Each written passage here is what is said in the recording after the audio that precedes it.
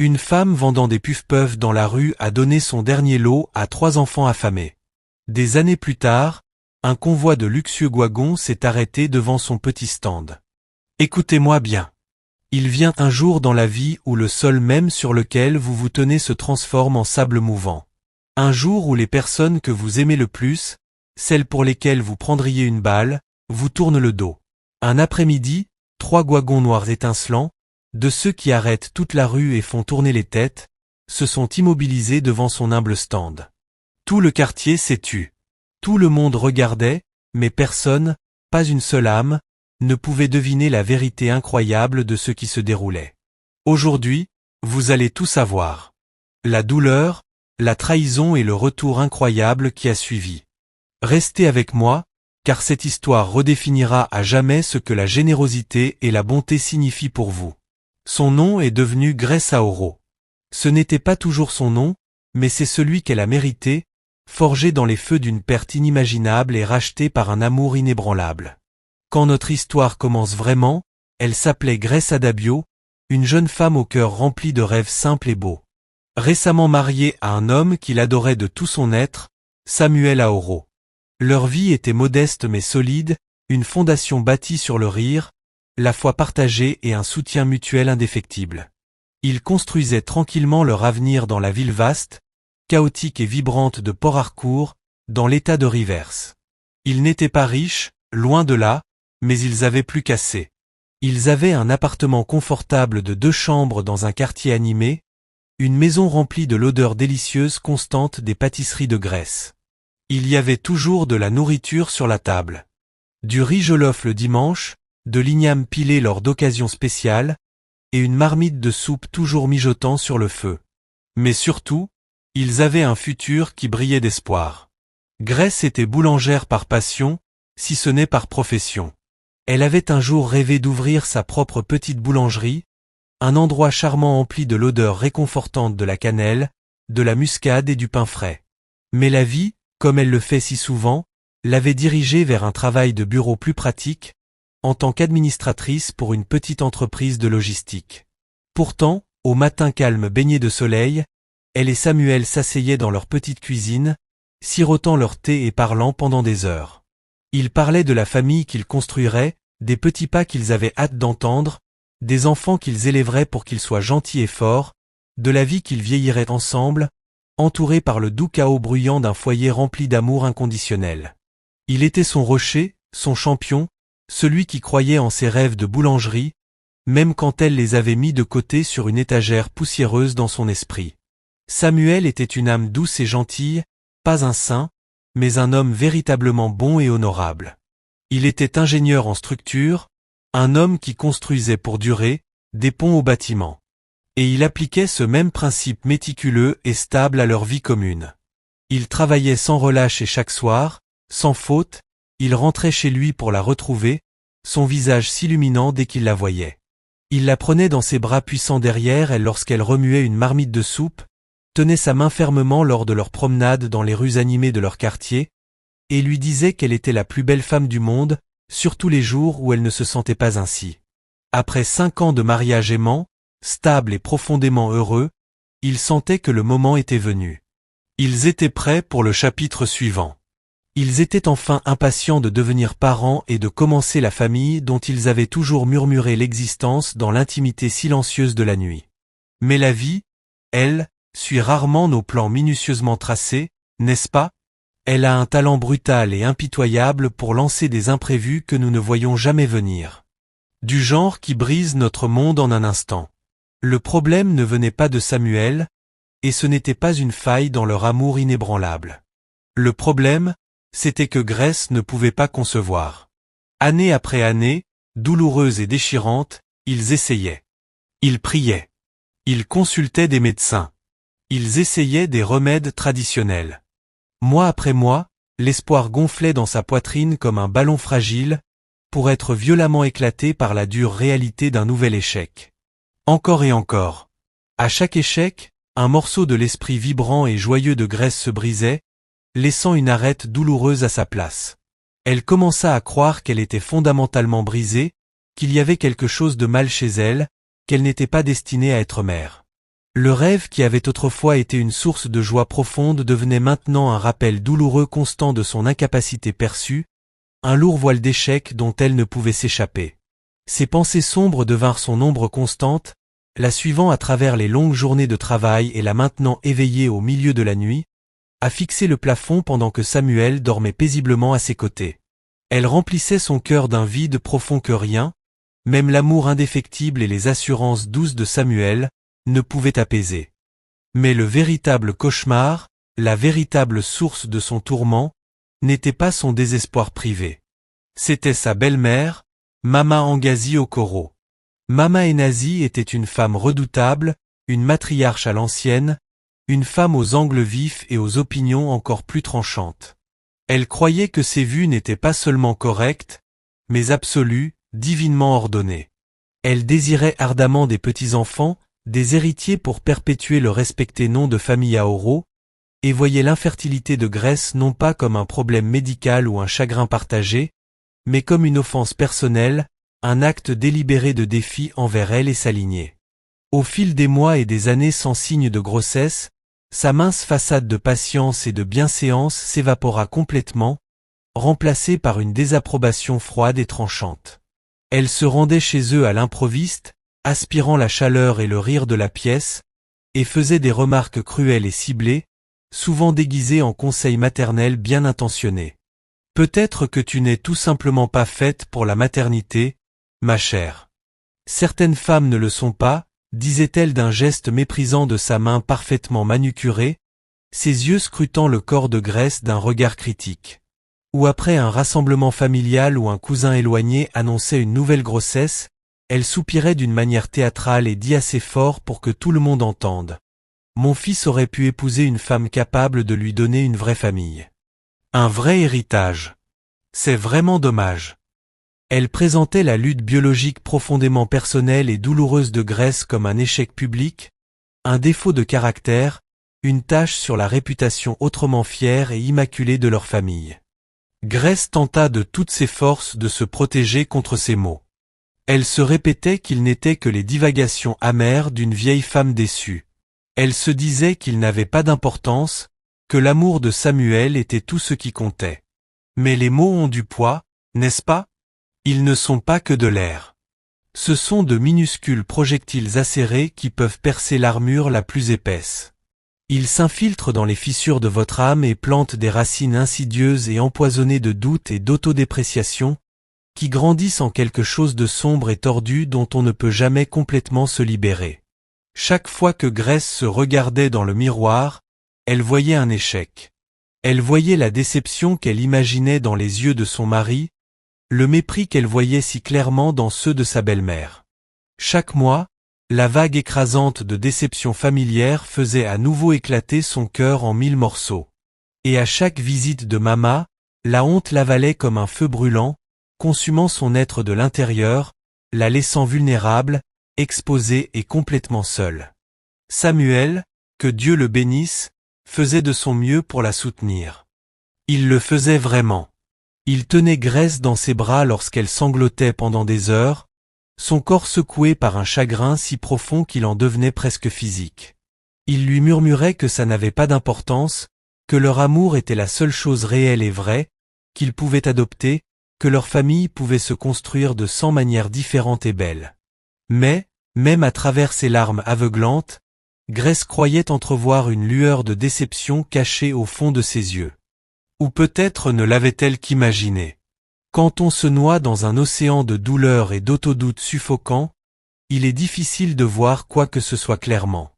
Il est difficile de croire les assurances des autres quand sa propre voix intérieure crie que l'on est un échec.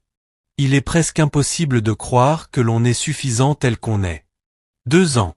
2 longues années agonisantes de cœur brisé.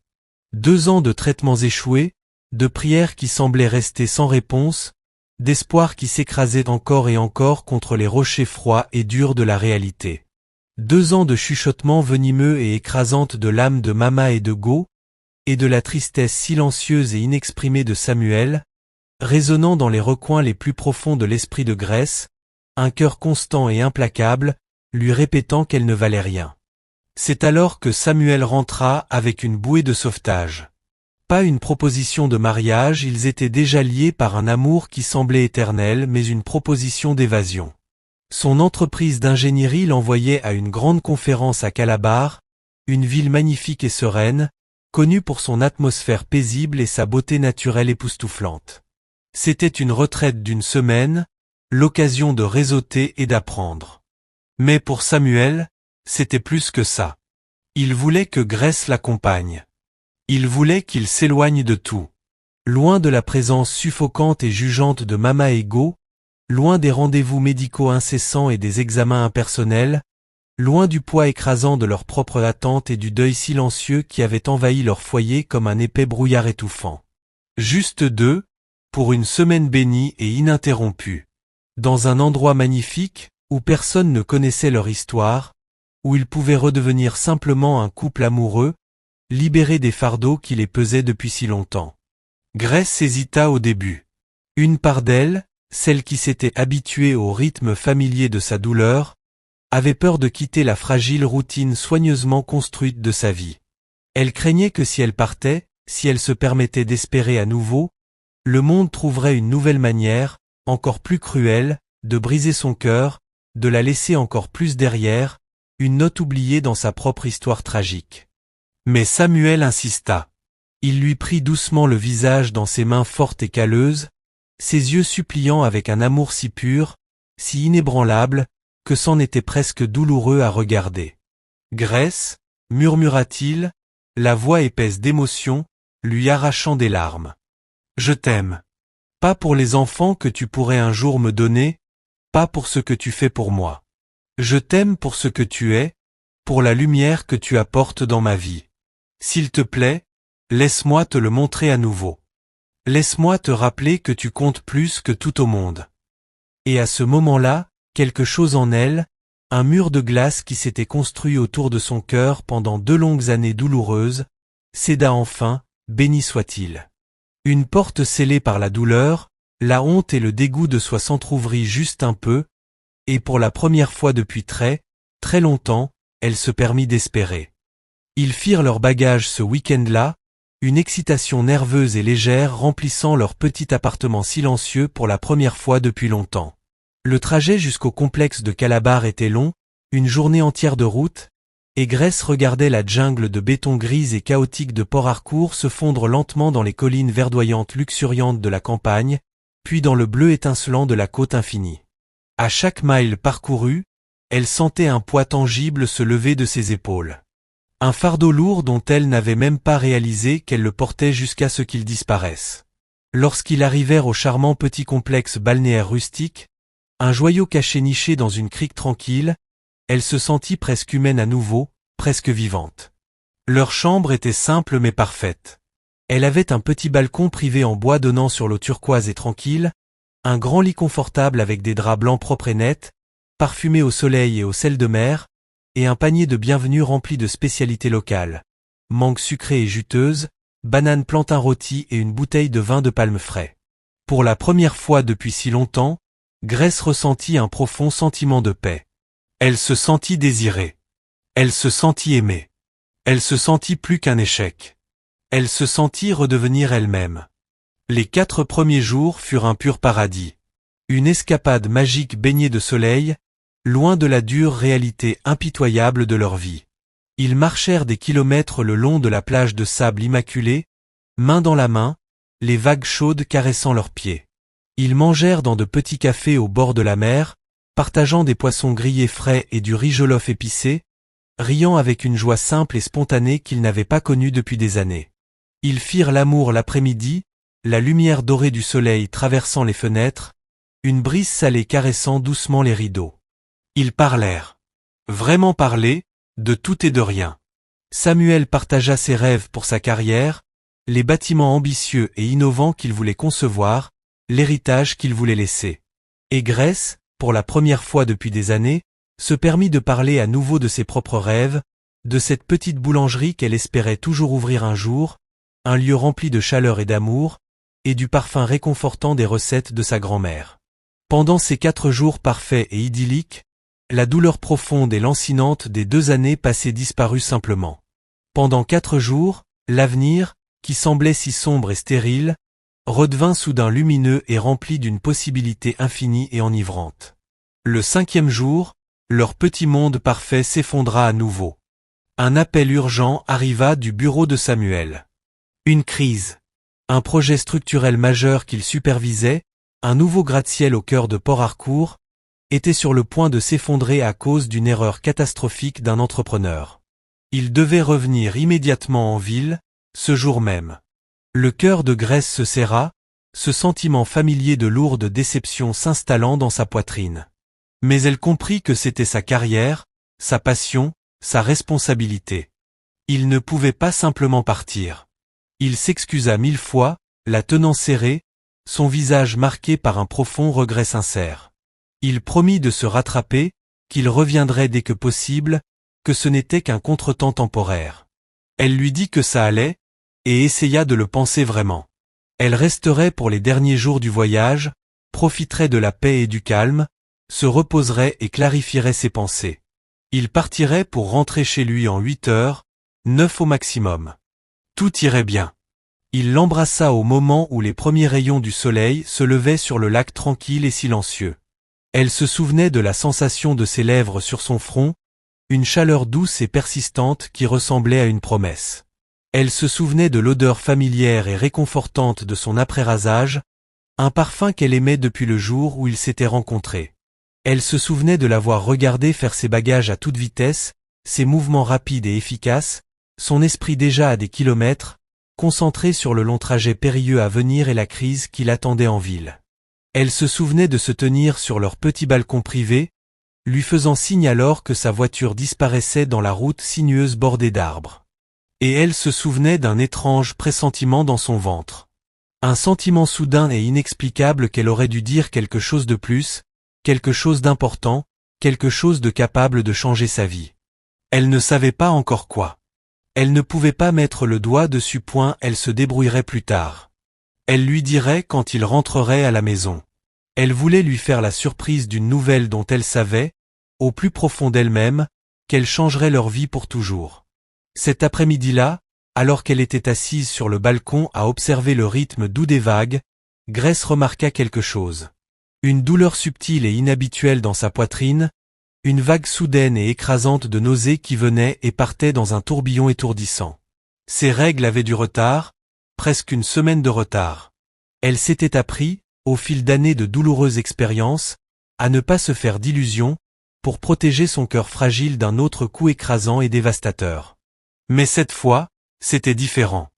Cela semblait réel. Le cœur battant à tout rompre dans sa poitrine comme un tambour, elle marcha presque courue jusqu'à la petite pharmacie de la ville qu'ils avaient vue le premier jour et acheta un test de grossesse. Ses mains tremblaient tellement qu'elle peinait à ouvrir la petite boîte en carton. Elle suivit les instructions imprimées, retenant son souffle douloureusement, n'osant ni espérer, ni rêver. Et puis elle le vit. Pas une ligne faible et ambiguë, mais deux lignes roses, brillantes, belles et indiscutables. Après 2 longues années agonisantes de douleurs incessantes, de cœurs brisés, de honte étouffante et des mots cruels et tranchants de Mildred, après tout cela, il y avait 2 lignes roses. Elle était enceinte. Un sanglot pur, non altéré, d'une joie écrasante s'échappa d'elle, si fort et si brut, rempli de vie, qu'il effraya le groupe d'oiseaux nichant dans l'arbre près de sa fenêtre. Elle allait enfin, miraculeusement, devenir mère. Elle appela Samuel immédiatement, les mains tremblantes, le cœur s'élevant plus haut qu'il ne l'avait jamais fait. Mais l'appel alla directement sur la messagerie vocale. Il devait encore conduire, son téléphone éteint pour éviter les distractions dangereuses sur les routes nigérianes. Elle laissa un message haletant, joyeux et en larmes, la voix tremblante d'une excitation si profonde qu'elle semblait vouloir exploser. « Mon amour, mon Samuel, appelle-moi dès que tu reçois ce message. J'ai quelque chose à te dire. Quelque chose d'incroyable, de merveilleux, qui changera notre vie pour toujours. Je t'aime tellement, tellement. » Elle raccrocha, et des larmes de pur bonheur coulèrent sur son visage, emportant avec elle la douleur et le chagrin des 2 dernières années. Elle posa doucement sa main tremblante sur son ventre et murmura à la petite vie miraculeuse et précieuse qui grandissait en elle. « Bonjour, mon petit. C'est maman. J'ai hâte de te rencontrer enfin. » Elle passa le reste de cette journée magique dans un état de bonheur flottant, presque irréel. Elle ne pouvait ni manger, ni dormir. Elle resta simplement assise sur le balcon, la main sur son ventre, regardant les vagues battre doucement le rivage, et imaginant son avenir. Elle imaginait tenir son bébé pour la toute première fois. Elle imaginait le regard de pure joie sur le visage de Samuel quand elle lui annoncerait enfin cette nouvelle tant attendue. Elle s'autorisa même à imaginer le visage de Mildred, le choc, l'incrédulité, l'acceptation à contre-cœur. Après toutes ces années de cruauté et de jugement, maintenant ce serait elle qui devrait s'excuser. Maintenant, elle devrait accepter Grace, non seulement comme l'épouse de son fils, mais comme la mère de son petit enfant. Cette pensée fit sourire Grace, d'un large sourire sincère et triomphant. Après tout, après toute cette obscurité, elle allait enfin obtenir sa fin heureuse. Mais les fins heureuses, comme nous le savons tous, sont rarement si simples. Elles ne se déroulent pas toujours comme nous les planifions. Parfois, la vie a une histoire beaucoup plus cruelle et sombre en tête. À 15h47, alors que le soleil amorçait sa lente descente vers l'horizon, le téléphone de Grace sonna. C'était un numéro inconnu, un indicatif local de Port Harcourt. Elle décrocha avec un sourire, pensant que c'était Samuel appelant depuis un autre téléphone. C'était un agent de l'État. Les mots qu'il prononça furent un flou. Un enchevêtrement confus et terrifiant de sons qui n'avaient pas de sens au début. Un carambolage sur la route est-ouest. Une collision frontale avec un camion-citerne à grande vitesse. Des morts. Elle lui demanda de répéter plusieurs fois, son esprit refusant, incapable de comprendre les mots qu'il prononçait. Elle était certaine que c'était une erreur, un numéro terrible, cruel et tordu. Mais il avait le permis de conduire de Samuel, son portefeuille, son badge d'entreprise. Il n'y avait pas d'erreur. Pas de confusion. Samuel Aoro était mort. Il avait été tué instantanément dans une collision frontale horrible et enflammée avec un camion-citerne qui avait perdu le contrôle et dévié dans sa voie, à environ 40 minutes de la ville. Il était mort sur le coup. L'agent, la voix pleine d'une sympathie professionnelle habituelle, était profondément désolé pour sa perte. Grace ne pouvait plus respirer. L'air dans ses poumons se transforma en pierre. Elle ne pouvait pas bouger. Elle ne pouvait pas intégrer ses mots. Elle resta là, le téléphone pressé contre son oreille, écoutant la voix désincarnée de l'agent détailler le rapport de l'accident, l'endroit où elle devait se rendre pour identifier le corps, les prochaines étapes à suivre. Rien ne s'enregistrait. Rien ne semblait réel. C'était Samuel. On parlait d'elle. Samuel, l'homme qu'elle avait embrassé au revoir ce matin même, dont les lèvres étaient encore chaudes sur son front. L'homme qui allait devenir père, l'homme qu'elle aimait plus que sa propre vie. Elle réserva immédiatement un vol de retour pour Port Harcourt, ses mouvements robotiques et détachés, son esprit un vortex chaotique de choc et de déni. Elle s'assit dans l'avion à 20h ce soir-là, regardant fixement, sans voir, le dossier du siège devant elle. Le monde autour d'elle n'était qu'un flou distant et étouffé. Elle ne pleura pas. Elle ne pouvait pas. Elle était dans un état de choc profond, jusqu'aux os. Son corps créait instinctivement un bouclier protecteur pour la protéger de la réalité insupportable et cruelle de ce qui venait de se produire. Son esprit refusait simplement d'accepter la vérité. Lorsque l'avion atterrit dans l'air chaud et humide de Port Harcourt, elle loua une voiture et se rendit directement à l'hôpital. Ses mouvements étaient mécaniques, ses pensées un tourbillon terrifiant de déni et d'incrédulité. Lorsqu'elle entra dans cette salle d'identification froide, stérile et lumineuse, lorsqu'elle vit son visage si pâle et immobile, tellement terriblement plus lui, quelque chose en elle, au plus profond de son être, se brisa. Ce n'était pas une métaphore. C'était une sensation physique, une explosion violente et viscérale, comme 1000 éclats de verre brisés déchirant sa poitrine. Elle s'effondra à genoux sur le sol carrelé froid et impitoyable, et hurla. Un son inhumain. Le cri primal d'un animal dans une agonie inimaginable. Le son d'une âme déchirée en deux. Le personnel hospitalier, infirmières et médecins, accourut dans la salle, leur visage un flou de préoccupation et de pitié. Ils essayèrent de la relever, de la réconforter, de lui parler avec des tons doux et apaisants, mais elle ne pouvait pas bouger. Elle ne pouvait pas les entendre. Elle ne pouvait que hurler, un cri primal de perte et de désespoir qui résonnait dans les couloirs stériles et silencieux de l'hôpital. On lui donna un sédatif pour calmer la tempête violente qui faisait rage en elle. On la plaça dans un lit d'hôpital privé, à l'écart des regards des autres patients. Et c'est alors qu'elle se souvint, à travers le brouillard désorientant de la médication et d'un chagrin si profond qu'il semblait physiquement l'écraser, le bébé. Elle était enceinte. Elle devait les prévenir.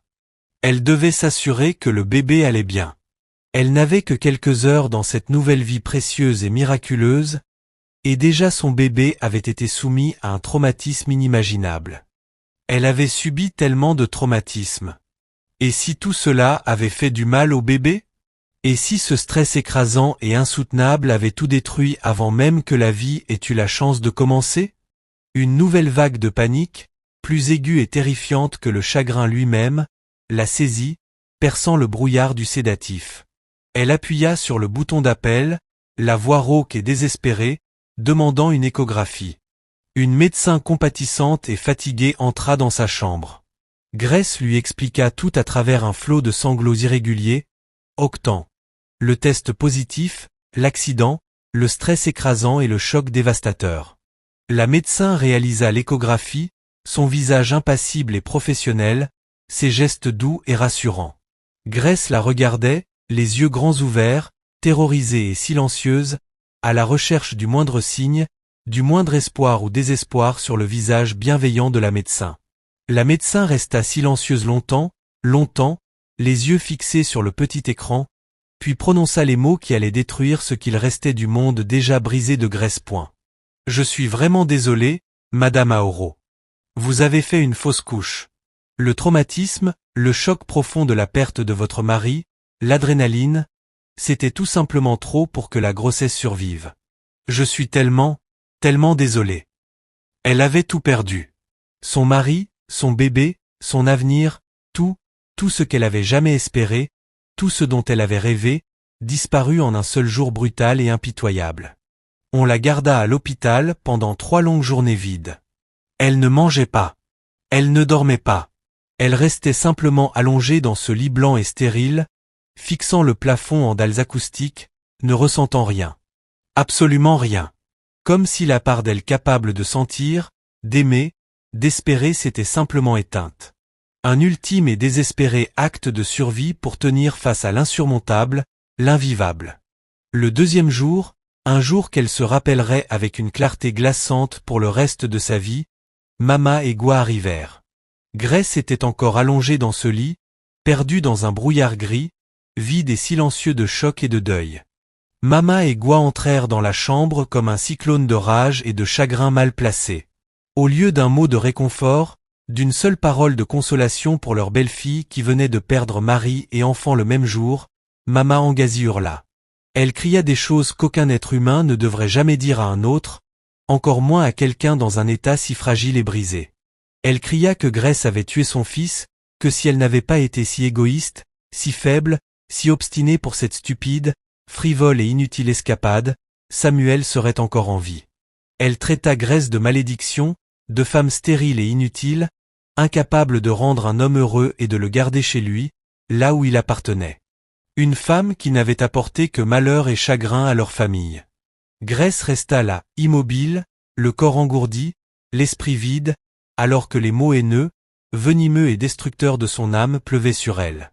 Elle sentit la dernière lueur d'espoir s'éteindre en elle, ne laissant que des cendres froides, noires et amères. Mama et Goazi lui dirent qu'elle ne faisait plus partie de la famille, qu'elle était morte pour eux, qu'elle ne serait jamais pardonnée, qu'elle regretterait le jour où elle avait posé les yeux sur leur précieux fils pour le reste de sa vie misérable.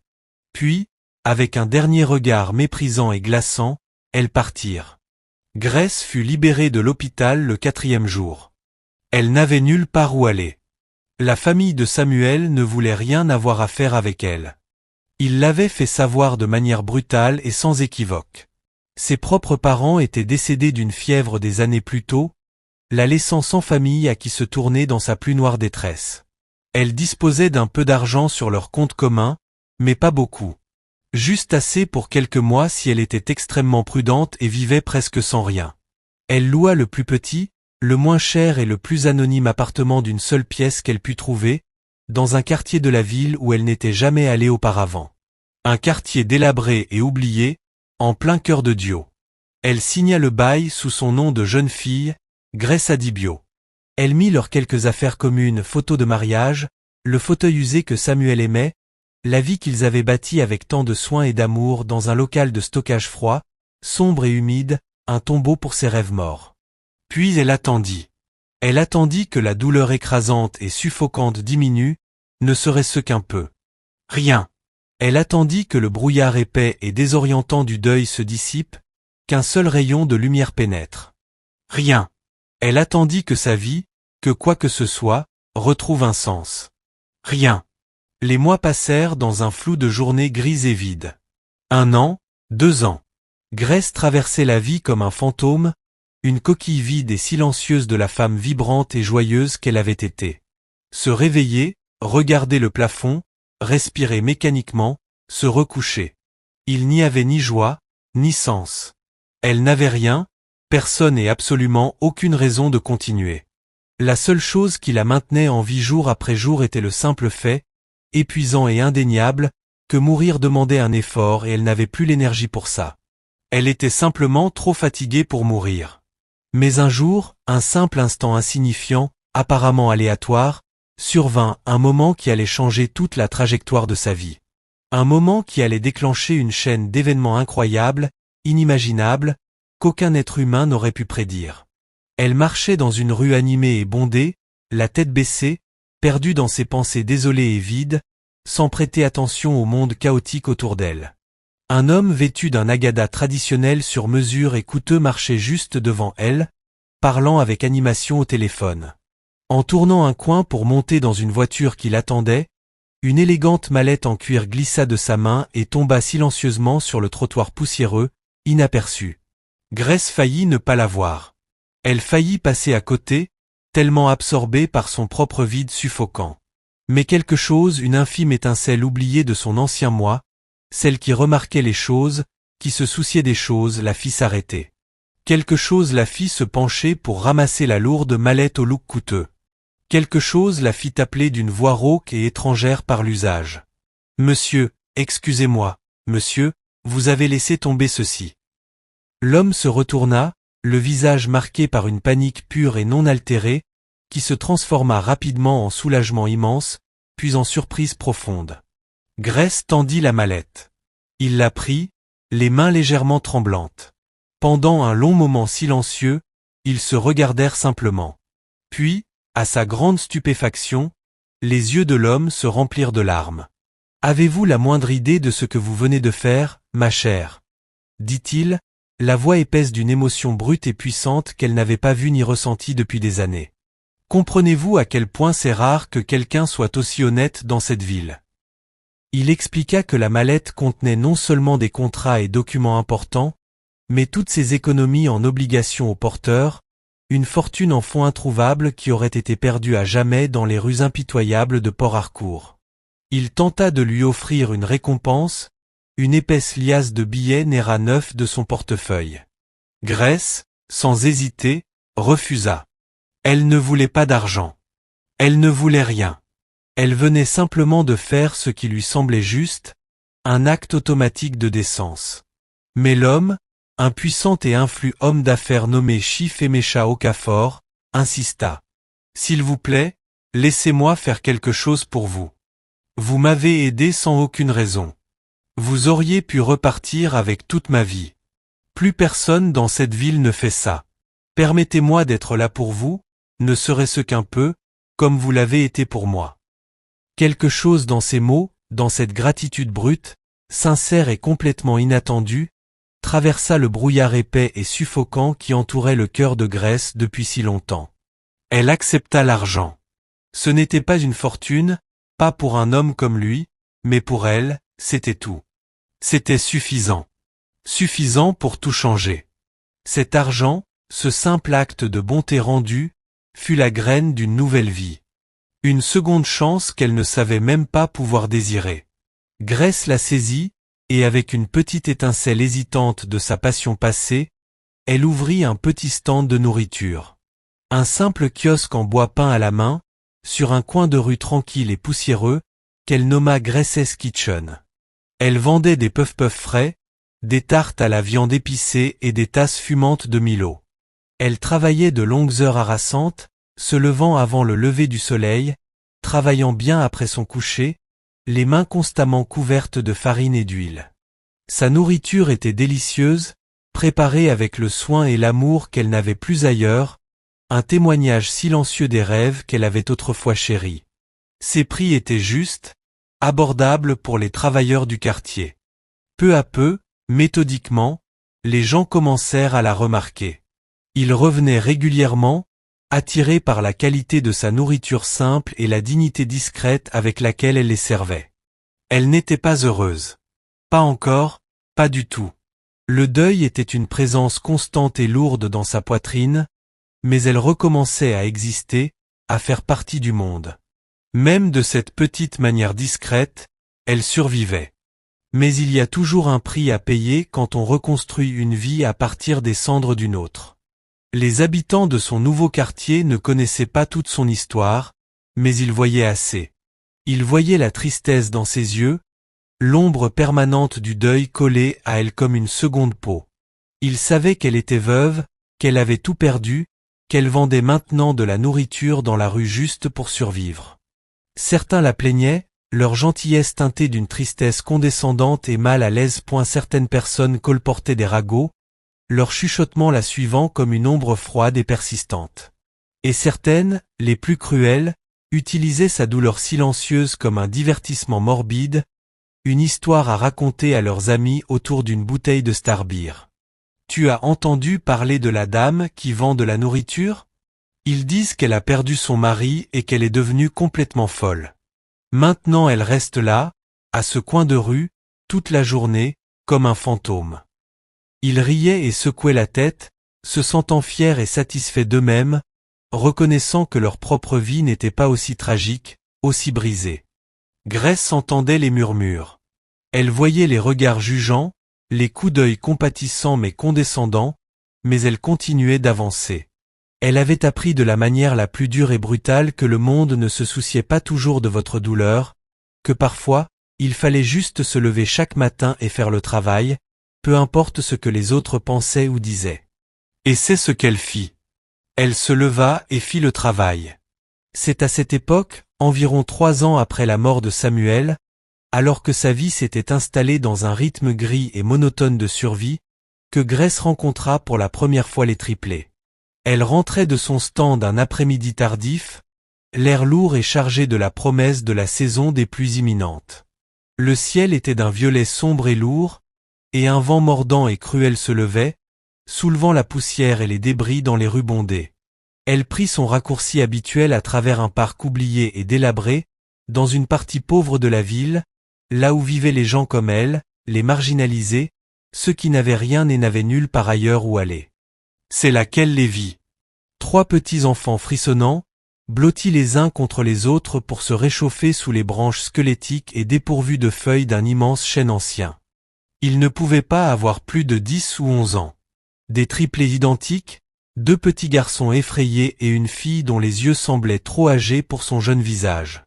Ils étaient douloureusement maigres, le visage émacié et sali, les vêtements à peine plus que des haillons, déchirés et sales, complètement inadéquats pour le froid mordant et incessant. Ils frissonnaient sans contrôle, leurs petits corps fragiles tremblants. On aurait dit qu'ils n'avaient pas eu de vrai repas depuis des jours, peut-être même des semaines. L'instinct premier de Grace, froid et dur, né de ces années de douleur et de survie, fut de continuer son chemin. Chaque fibre de son être lui criait de détourner le regard, de protéger ce qu'il restait de son propre cœur brisé. Elle se dit que ce n'était pas son problème, que ce n'était pas sa responsabilité. Elle avait sa propre douleur, ses propres luttes, ses propres fantômes à affronter chaque jour. Elle n'avait pas de place dans son cœur ou dans sa vie pour la souffrance des autres. C'est ce qu'elle se répétait, son mantra silencieux et désespéré de survie. Et elle continua de marcher. Elle fit 15 pas avant de s'arrêter. Ses pieds semblaient soudain être en plomb. À 15 pas, quelque chose la stoppa net. Un souvenir, une sensation, un écho puissant, déchirant, indéniable de sa propre perte profonde. Elle se souvint de la douleur de perdre son bébé, de la souffrance physique d'un ventre vide. Elle se souvint du vide profond, creux et cruel d'une vie sans espoir. Elle se souvint de ce que c'était que d'être complètement abandonnée par le monde, quand tous, même sa propre famille, avaient détourné le regard, l'avaient jetée dans le froid. Et elle pensa à ses enfants, ces 3 âmes innocentes et oubliées qui n'avaient rien fait de mal, qui souffraient sans raison dans un monde qui les avait clairement et cruellement abandonnés. Elle pensa à ce qui leur arriverait si personne ne venait les aider. Elle pensa aux nuits froides et pluvieuses à venir, à la faim incessante et dévorante, au désespoir écrasant et écrasant l'âme. Elle se retourna. Et, aplatait elle, sa voix plus douce qu'elle ne l'avait prévu, un son léger qui se perdait presque dans le vent hurlant. Et, vous 3, venez ici, s'il vous plaît. Les enfants sursautèrent au son de sa voix, les yeux grands ouverts, mêlant peur, méfiance et une fragile et désespérée lueur d'espoir. La confiance est un luxe que des enfants affamés et sans abri n'ont tout simplement pas. Ils avaient peur. Mais la fille, la plus petite des 3, après un long moment hésitant et silencieux, se leva lentement, avec précaution. Elle était la courageuse, celle qui gardait une étincelle rebelle et indomptable dans ses yeux d'âme ancienne. Elle fit un pas hésitant vers Grèce. Les 2 garçons la suivirent, s'accrochant l'un à l'autre pour se soutenir, leurs mouvements lents et réticents, leurs yeux ne quittant jamais le visage de Grèce. « Quand avez-vous pris un vrai repas chaud pour la dernière fois » demanda Grèce doucement, le cœur douloureux d'une compassion qu'elle pensait morte depuis longtemps à la vue des enfants de si près. Les enfants ne dirent rien, se contentant de la fixer avec leurs grands yeux hantés et affamés. Cela suffisait comme réponse. « Je m'appelle Grèce, dit-elle, offrant un petit sourire triste mais sincère. J'habite juste au coin de la rue. J'ai un peu de ragoût chaud chez moi. Vous pouvez venir si vous voulez, juste pour ce soir, juste pour vous réchauffer et avoir un vrai repas chaud. » Elle le dit simplement, sans jugement, sans pitié, sans aucune attente de gratitude. Juste une déclaration simple et directe, voici un abri. Voici de la nourriture. Voici la sécurité. C'était ce que Grèce offrait. Un moment de grâce dans un monde cruel. La fille regarda ses frères, un questionnement silencieux dans ses yeux. Le garçon aîné, celui avec une fine cicatrice argentée en forme de croissant juste au-dessus de l'œil, secoua la tête, un clair et défiant « non » dans son regard. Il ne lui faisait pas confiance. Il ne faisait confiance à personne. Il avait appris à la dure que la gentillesse des inconnus venait souvent avec un prix caché et dangereux. Mais la fille, avec une sagesse et une force bien au-delà de ses jeunes années, prit ses 2 mains froides et petites, et le tira doucement vers l'avant. « Allez, David, murmura-t-elle, sa voix à peine audible au-dessus du vent qui se levait. Nous n'avons pas le choix. Il va bientôt pleuvoir fort.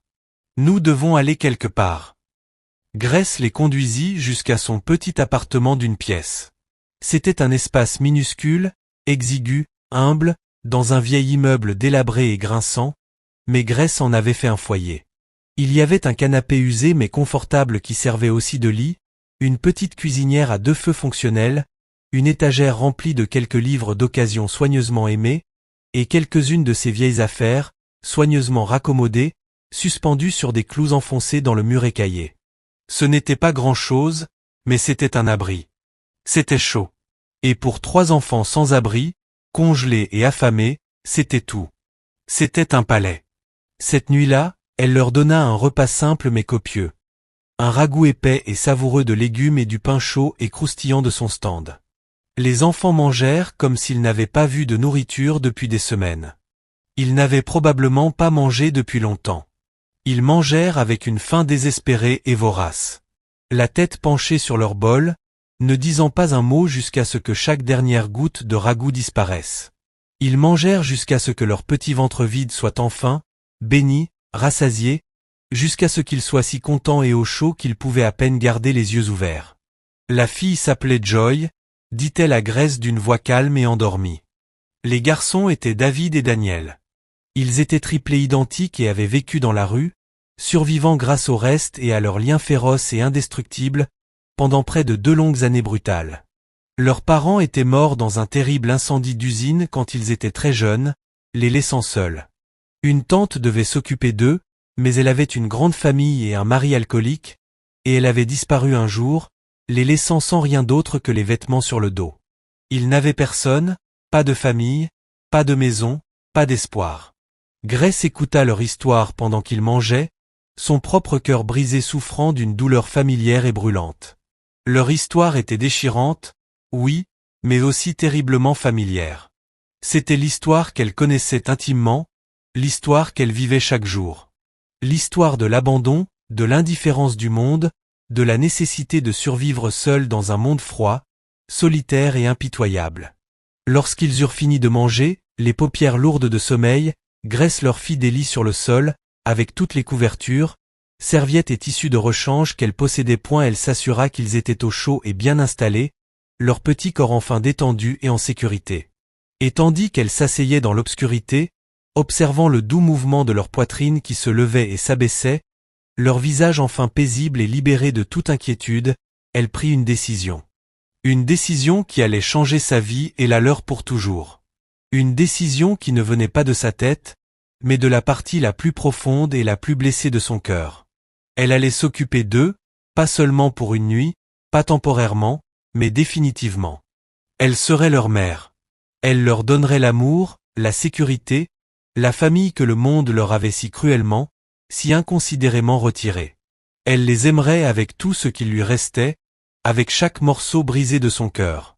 Le lendemain matin, les enfants se réveillèrent, confus et désorientés dans la chaleur inhabituelle du petit appartement. Un instant, une lueur de panique ancienne et instinctive traversa leur visage, et on aurait dit qu'ils allaient fuir vers les dangers familiers de la rue. Mais alors Joy, la courageuse, celle qui avait fait le premier pas vers Grace, la vit près de la cuisinière, fredonnant un air doux et oublié, tout en préparant un grand lot de pancakes fumants, et elle se détendit. Elle donna un petit coup à ses frères, une communication silencieuse passant entre eux. « Peut-on rester » demanda-t-elle, sa voix à peine un murmure, mais empreinte d'un fragile espoir qu'elle n'avait pas osé ressentir depuis longtemps. Grace se retourna de la cuisinière, et un sourire véritable, radieux et sincère illumina enfin ses lèvres, pour la première fois depuis ce qui semblait être une éternité. Un sourire qui atteignit ses yeux fatigués et tristes, les faisant briller. « Oui » dit-elle, sa voix pleine de chaleur et d'amour, un amour qu'elle pensait perdu à jamais. « Vous pouvez rester. Vous pouvez rester aussi longtemps que vous voulez. » Et c'est ainsi que tout commença. C'est ainsi que Grace Okoro, une femme qui avait tout perdu, engloutie par le deuil et le désespoir, devint la mère de 3 magnifiques enfants brisés qui n'étaient pas les siens. Elle investit chaque once de son énergie, chaque naira durement gagné avec son stand de pâtisserie, pour eux. Elle leur donnait 3 repas par jour, chaque jour, veillant à ce qu'ils ne se couchent jamais affamés à nouveau. Elle leur achetait de nouveaux vêtements au marché animé de Mailwan, les raccommodant elle-même tard le soir lorsque les habits se déchiraient à force de jouer. Elle les inscrivit à l'école publique locale, payant leurs uniformes et livres avec l'argent qu'elle possédait à peine, sautant souvent ses propres repas pour leur donner assez d'argent pour le déjeuner. Elle se privait afin qu'ils aient une chance, une vraie chance d'une vie meilleure. Certaines nuits, elle allait se coucher avec une faim qui lui rongeait le ventre, mais le cœur plein pour qu'ils puissent manger à leur faim. Elle leur disait qu'elle n'avait pas faim, qu'elle avait mangé à son stand. Mais les triplés, avec leurs yeux intelligents et observateurs, savaient qu'elle mentait. Il savait qu'elle se sacrifiait pour eux. Mais ce n'étaient que des enfants. Et les enfants, dans leur innocence, sont naturellement égoïstes. Ils avaient besoin de nourriture. Ils avaient besoin que leur nouvelle mère soit forte, qu'elle soit leur rocher inébranlable dans un monde toujours instable. Alors ils laissèrent Grace se sacrifier pour eux. Leur gratitude silencieuse et muette devint un lien puissant et indestructible, qui se renforçait chaque jour. La nouvelle de la famille peu conventionnelle de Grace se répandit dans le quartier. Une vague juteuse de commérages pour les curieux locaux. Vous avez vu? Grace, la dame des pâtisseries, a recueilli 3 enfants sans abri. Vous y croyez? Elle les élève elle-même maintenant. Les ragots furent rapides, et pour la plupart, impitoyablement cruels. Quelques personnes, les âmes plus douces, la qualifièrent de sainte, un vrai miracle de générosité et de compassion. Mais la majorité, ceux qui prospéraient sur le malheur des autres, avaient une théorie plus sombre. Ils doutaient de ses motivations. Ils murmuraient et spéculaient sur les raisons pour lesquelles une femme qui avait déjà tant perdu prendrait volontairement un fardeau aussi immense et ingrat. Ils suggéraient, d'un signe cynique et complice, que quelque chose était brisé en elle, un besoin profond et désespéré qui l'empêchait de tourner la page de ses propres tragédies passées. Les femmes du marché, qui lui avaient autrefois offert une mince pitié aqueuse, chuchotaient désormais avec une curiosité cruelle et morbide lorsqu'elles pensaient qu'elle ne les entendait pas. Cette pauvre femme brisée, disait-elle, leur voix dégoulinant d'une fausse sympathie sucrée. Ils disent qu'elle a perdu la raison quand son mari est mort. Pauvre chose. Maintenant elle récupère des enfants perdus, essayant de bâtir une nouvelle famille à partir de morceaux brisés et sales. Certaines étaient encore plus méchantes. Leurs mots étaient comme de petits poignards empoisonnés. Elle ne peut probablement pas avoir ses propres enfants, tu sais. C'est pour ça qu'elle fait ça. Elle essaie juste de combler le vide béant à l'intérieur d'elle. Elle riait, un rire dur et grinçant, secouant la tête, se sentant fière et satisfaite de ne pas avoir une vie aussi tragique et brisée. Mais Grace s'en moquait. Ou plutôt, elle se souciait, mais elle fit le choix conscient et délibéré de ne pas laisser cela l'atteindre. Elle avait été brisée. Elle avait été jugée. Elle avait été rejetée et elle avait reçu une seconde chance lorsque complète étrangère lui avait montré un moment de gentillesse pure, inattendue et imméritée. Maintenant, elle rendait cette gentillesse. Elle donnait à 3 enfants perdus, oubliés et invisibles une seconde chance dans la vie, un avenir, une famille. Et pour elle, dans les moments calmes et paisibles, quand elle les voyait dormir, leur visage enfin libre de peur et de faim, cela suffisait. Cela représentait tout. Les années passèrent, un flou de travail acharné, de sacrifices et d'un amour profond, silencieux et intense. Les triplés, sous les soins patients et aimants de Grace, s'épanouirent. Ils n'étaient plus les enfants maigres, effrayés et hantés qu'elle avait trouvés blottis et frissonnant dans le parc. Ils grandissaient, apprenaient, guérissaient et prospéraient. Et Grace travaillait plus dur qu'elle ne l'avait jamais fait de toute sa vie. Elle se levait à 4 heures du matin chaque jour pour préparer la pâte pour son stand. Travaillant dès la première lueur de l'aube jusqu'après le crépuscule, 7 jours sur 7, puis rentrant chez elle, le corps douloureux d'épuisement, pour aider aux devoirs, écouter leurs histoires, simplement être leur mère. Elle veillait à ce qu'ils mangent toujours, même les jours où elle ne mangeait pas. Elle s'assurait qu'ils aient tout ce dont ils avaient besoin pour réussir, pour échapper au cycle de pauvreté et de désespoir qui avait failli les emporter. Sa propre santé commença à souffrir sous la pression constante. Une douleur profonde persistante s'installa dans ses articulations. Une douleur sourde qui ne disparaissait jamais complètement. Des mèches grises comme de l'argent apparurent à ses tempes, et de nouvelles rides fines se dessinèrent autour de ses yeux fatigués mais aimants. Mais elle ne ralentit jamais. Elle ne pouvait pas. Ses enfants, sa raison d'être, avaient besoin d'elle. Les triplés étaient la lumière brillante, chaude et inébranlable de sa vie, le but qu'il avait tiré du froid et de l'obscurité du désespoir, et lui avait donné une raison de vivre à nouveau. Joy, La courageuse petite fille qui avait fait ce premier pas hésitant vers elle toutes ces années auparavant, était brillante et farouchement déterminée. Elle rêvait de devenir médecin, de soigner les gens, de faire une réelle différence dans le monde qui avait été si cruel envers elle. David, le garçon prudent et protecteur, avec la cicatrice au-dessus de l'œil, était artistique et profondément créatif, avec un esprit brillant qui voyait beauté, structure et possibilité là où d'autres ne voyaient que chaos et décadence. Il voulait devenir architecte pour construire des choses durables, offrant abri et sécurité aux autres. Et Daniel, le calme, réfléchi et doux, avait une profonde empathie et un esprit patient et bienveillant. Il voulait devenir enseignant pour aider d'autres enfants oubliés comme Grace l'avait aidé, leur offrant le cadeau du savoir et l'espoir d'un avenir meilleur. Grace écoutait leurs rêves, son cœur débordant d'une fierté si intense et puissante que cela en était presque douloureux. Elle leur disait qu'ils pouvaient être tout ce qu'ils voulaient, que leur passé ne devait pas définir leur avenir, qu'ils méritaient chaque bonne chose du monde.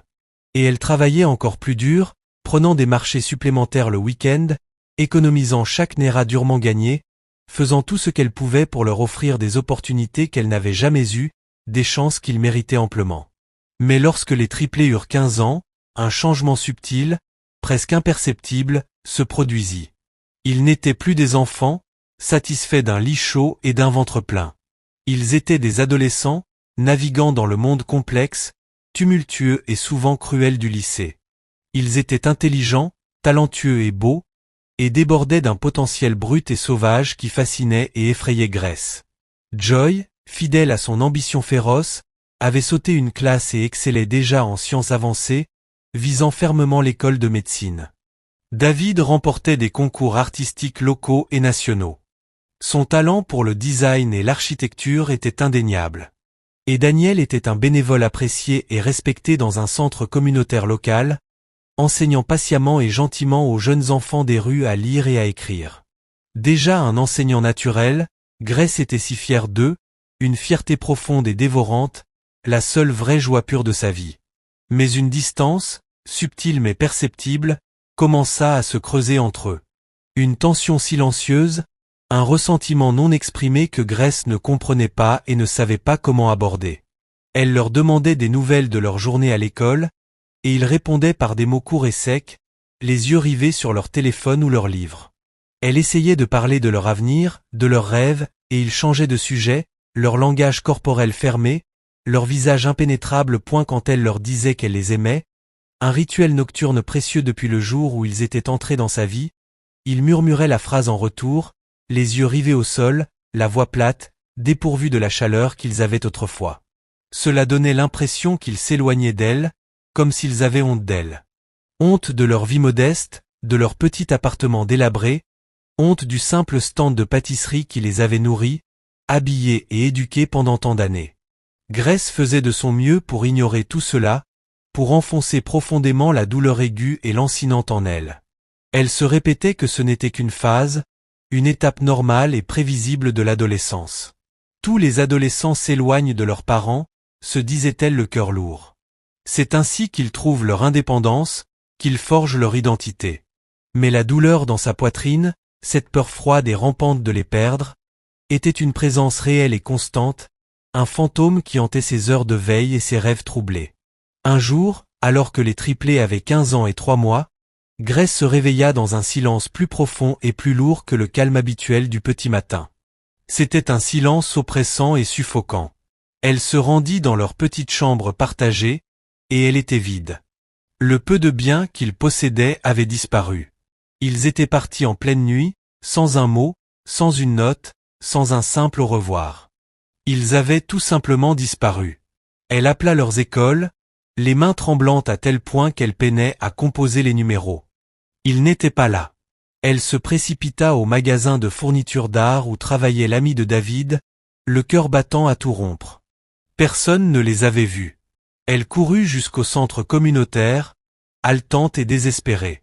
Daniel n'était pas venu à son service de bénévolat. Ils avaient disparu. Au début, Grace fut confuse, un mélange d'incrédulité et de stupeur obscurcissant son esprit. Puis une inquiétude froide, rampante et nauséeuse s'installa, qui se transforma rapidement en une terreur pure, totale et dévorante. Ses enfants étaient les siens, ses bébés, sa raison de vivre. Il pouvait leur arriver quelque chose de terrible. Il pouvait être blessé, en danger, perdu et seul dans cette immense ville impitoyable et dangereuse. Elle appela la police et déposa un rapport de disparition, la voix tremblante à tel point qu'elle peinait à prononcer les mots. L'agent au bout du fil fut poli mais totalement indifférent. Il prit ces informations avec un soupir las, mais son ton était chargé d'une indifférence bureaucratique et condescendante qui la fit se sentir petite, ridicule et complètement impuissante. Ils ont 15 ans, maman, dit-il avec un soupir parlant de milliers d'autres appels semblables. Les adolescents fuguent tout le temps. C'est leur nature. Ils reviendront probablement dans quelques jours quand la faim les rattrapera et que leur petite aventure sera terminée. Mais ils ne revinrent pas. Ni après quelques jours, ni après une semaine, ni après un mois. Grace était en panique, tombant dans un tourbillon sombre et terrifiant d'inquiétude et de désespoir d'une familiarité terrifiante. C'était la même sensation écrasante et impuissante qu'elle avait ressentie le jour de la mort de Samuel. Elle ne pouvait ni manger, ni dormir. Elle était obsédée, consumée par le besoin de les retrouver. Elle contacta tous les refuges pour fugueurs, toutes les associations pour jeunes, toutes les églises de la ville. Elle fabriqua des affiches maison avec leurs photos d'école souriantes et les accrocha sur tous les lampadaires, dans toutes les vitrines, dans tous les marchés. Elle arpenta les rues jour et nuit, des quartiers les plus riches de GRA aux bidonvilles les plus pauvres de Dio, appelant leur nom jusqu'à ce que sa voix soit rauque et que ses pieds saignent. Elle était une femme qui se défaisait, une mère hantée par les fantômes de son passé et par l'incertitude terrifiante et insupportable de son présent. La seule personne à qui elle se confia pendant cette période sombre, désespérée et solitaire fut sa meilleure amie, Patience Adonley. Patience avait toujours été là pour Grace, à travers tout. La mort de Samuel, le terrible accident de fausse couche, la lutte solitaire et épuisante pour créer son stand de pâtisserie à partir de rien. Patience, infirmière dans la clinique locale, avait toujours été une source constante de réconfort et de bienveillance pour Grace. Elles s'asseyaient ensemble le soir, après la fermeture du stand, et Patience écoutait avec patience et empathie les craintes, les angoisses et le cœur brisé toujours croissant de Grace.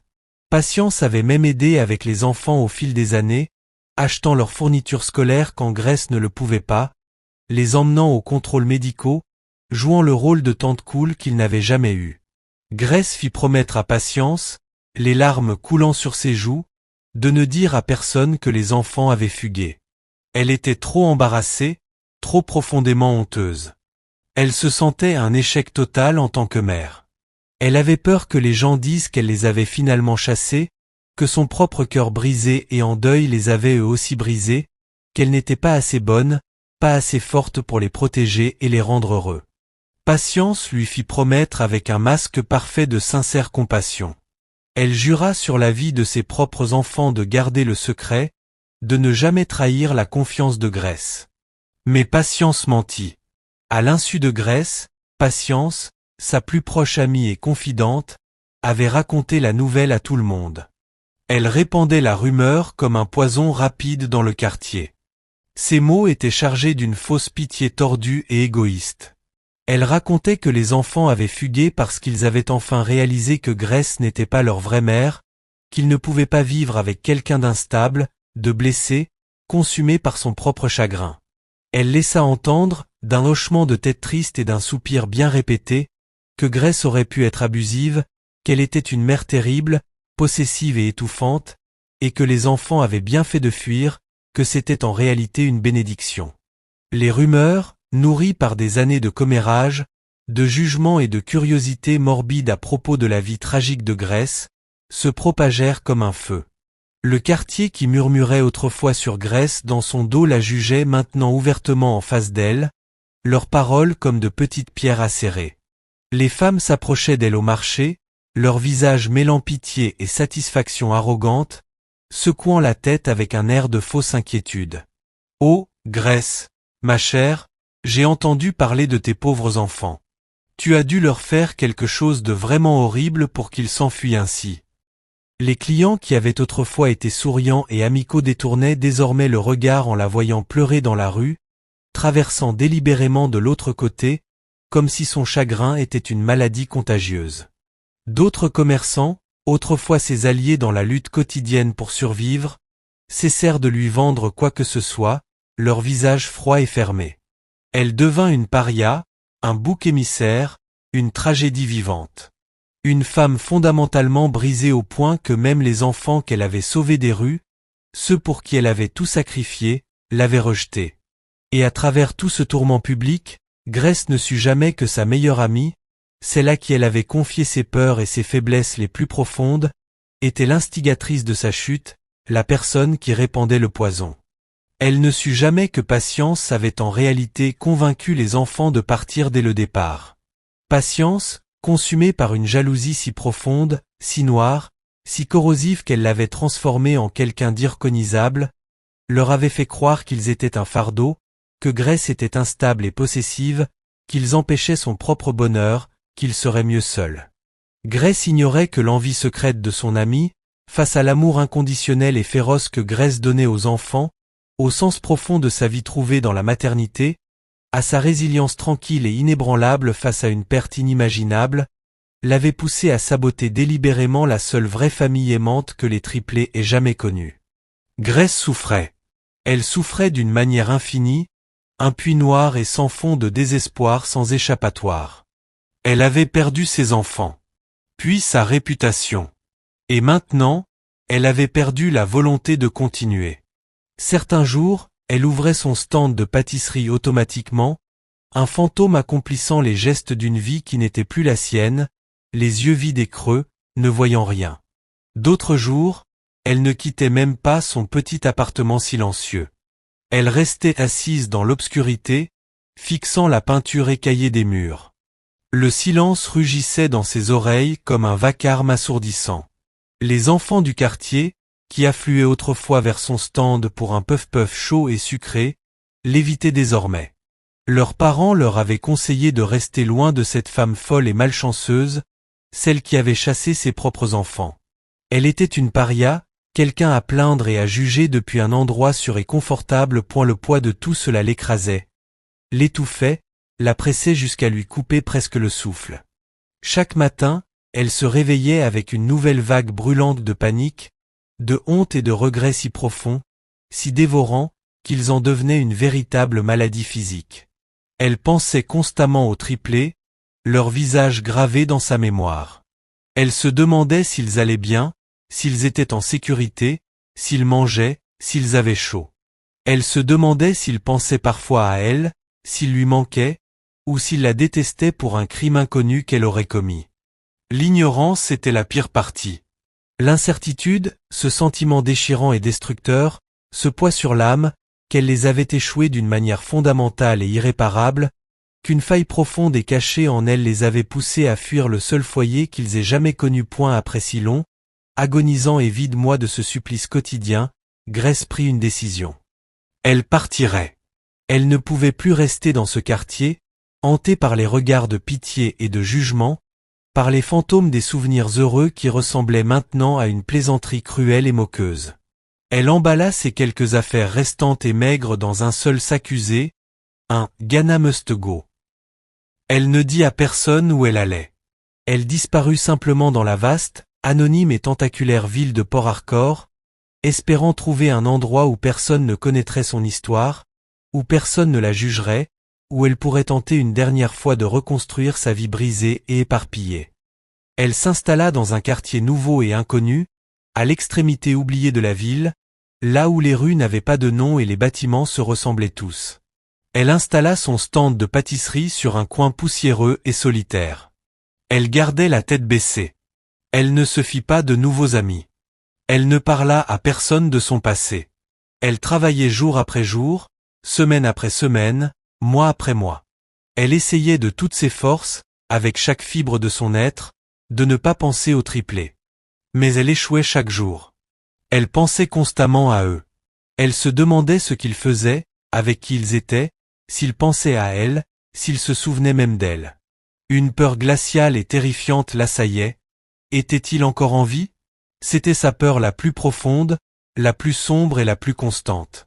Que quelque chose de terrible leur soit arrivé, qu'ils souffrent dans le froid cruel et impitoyable du monde, sans sa protection, sans son amour.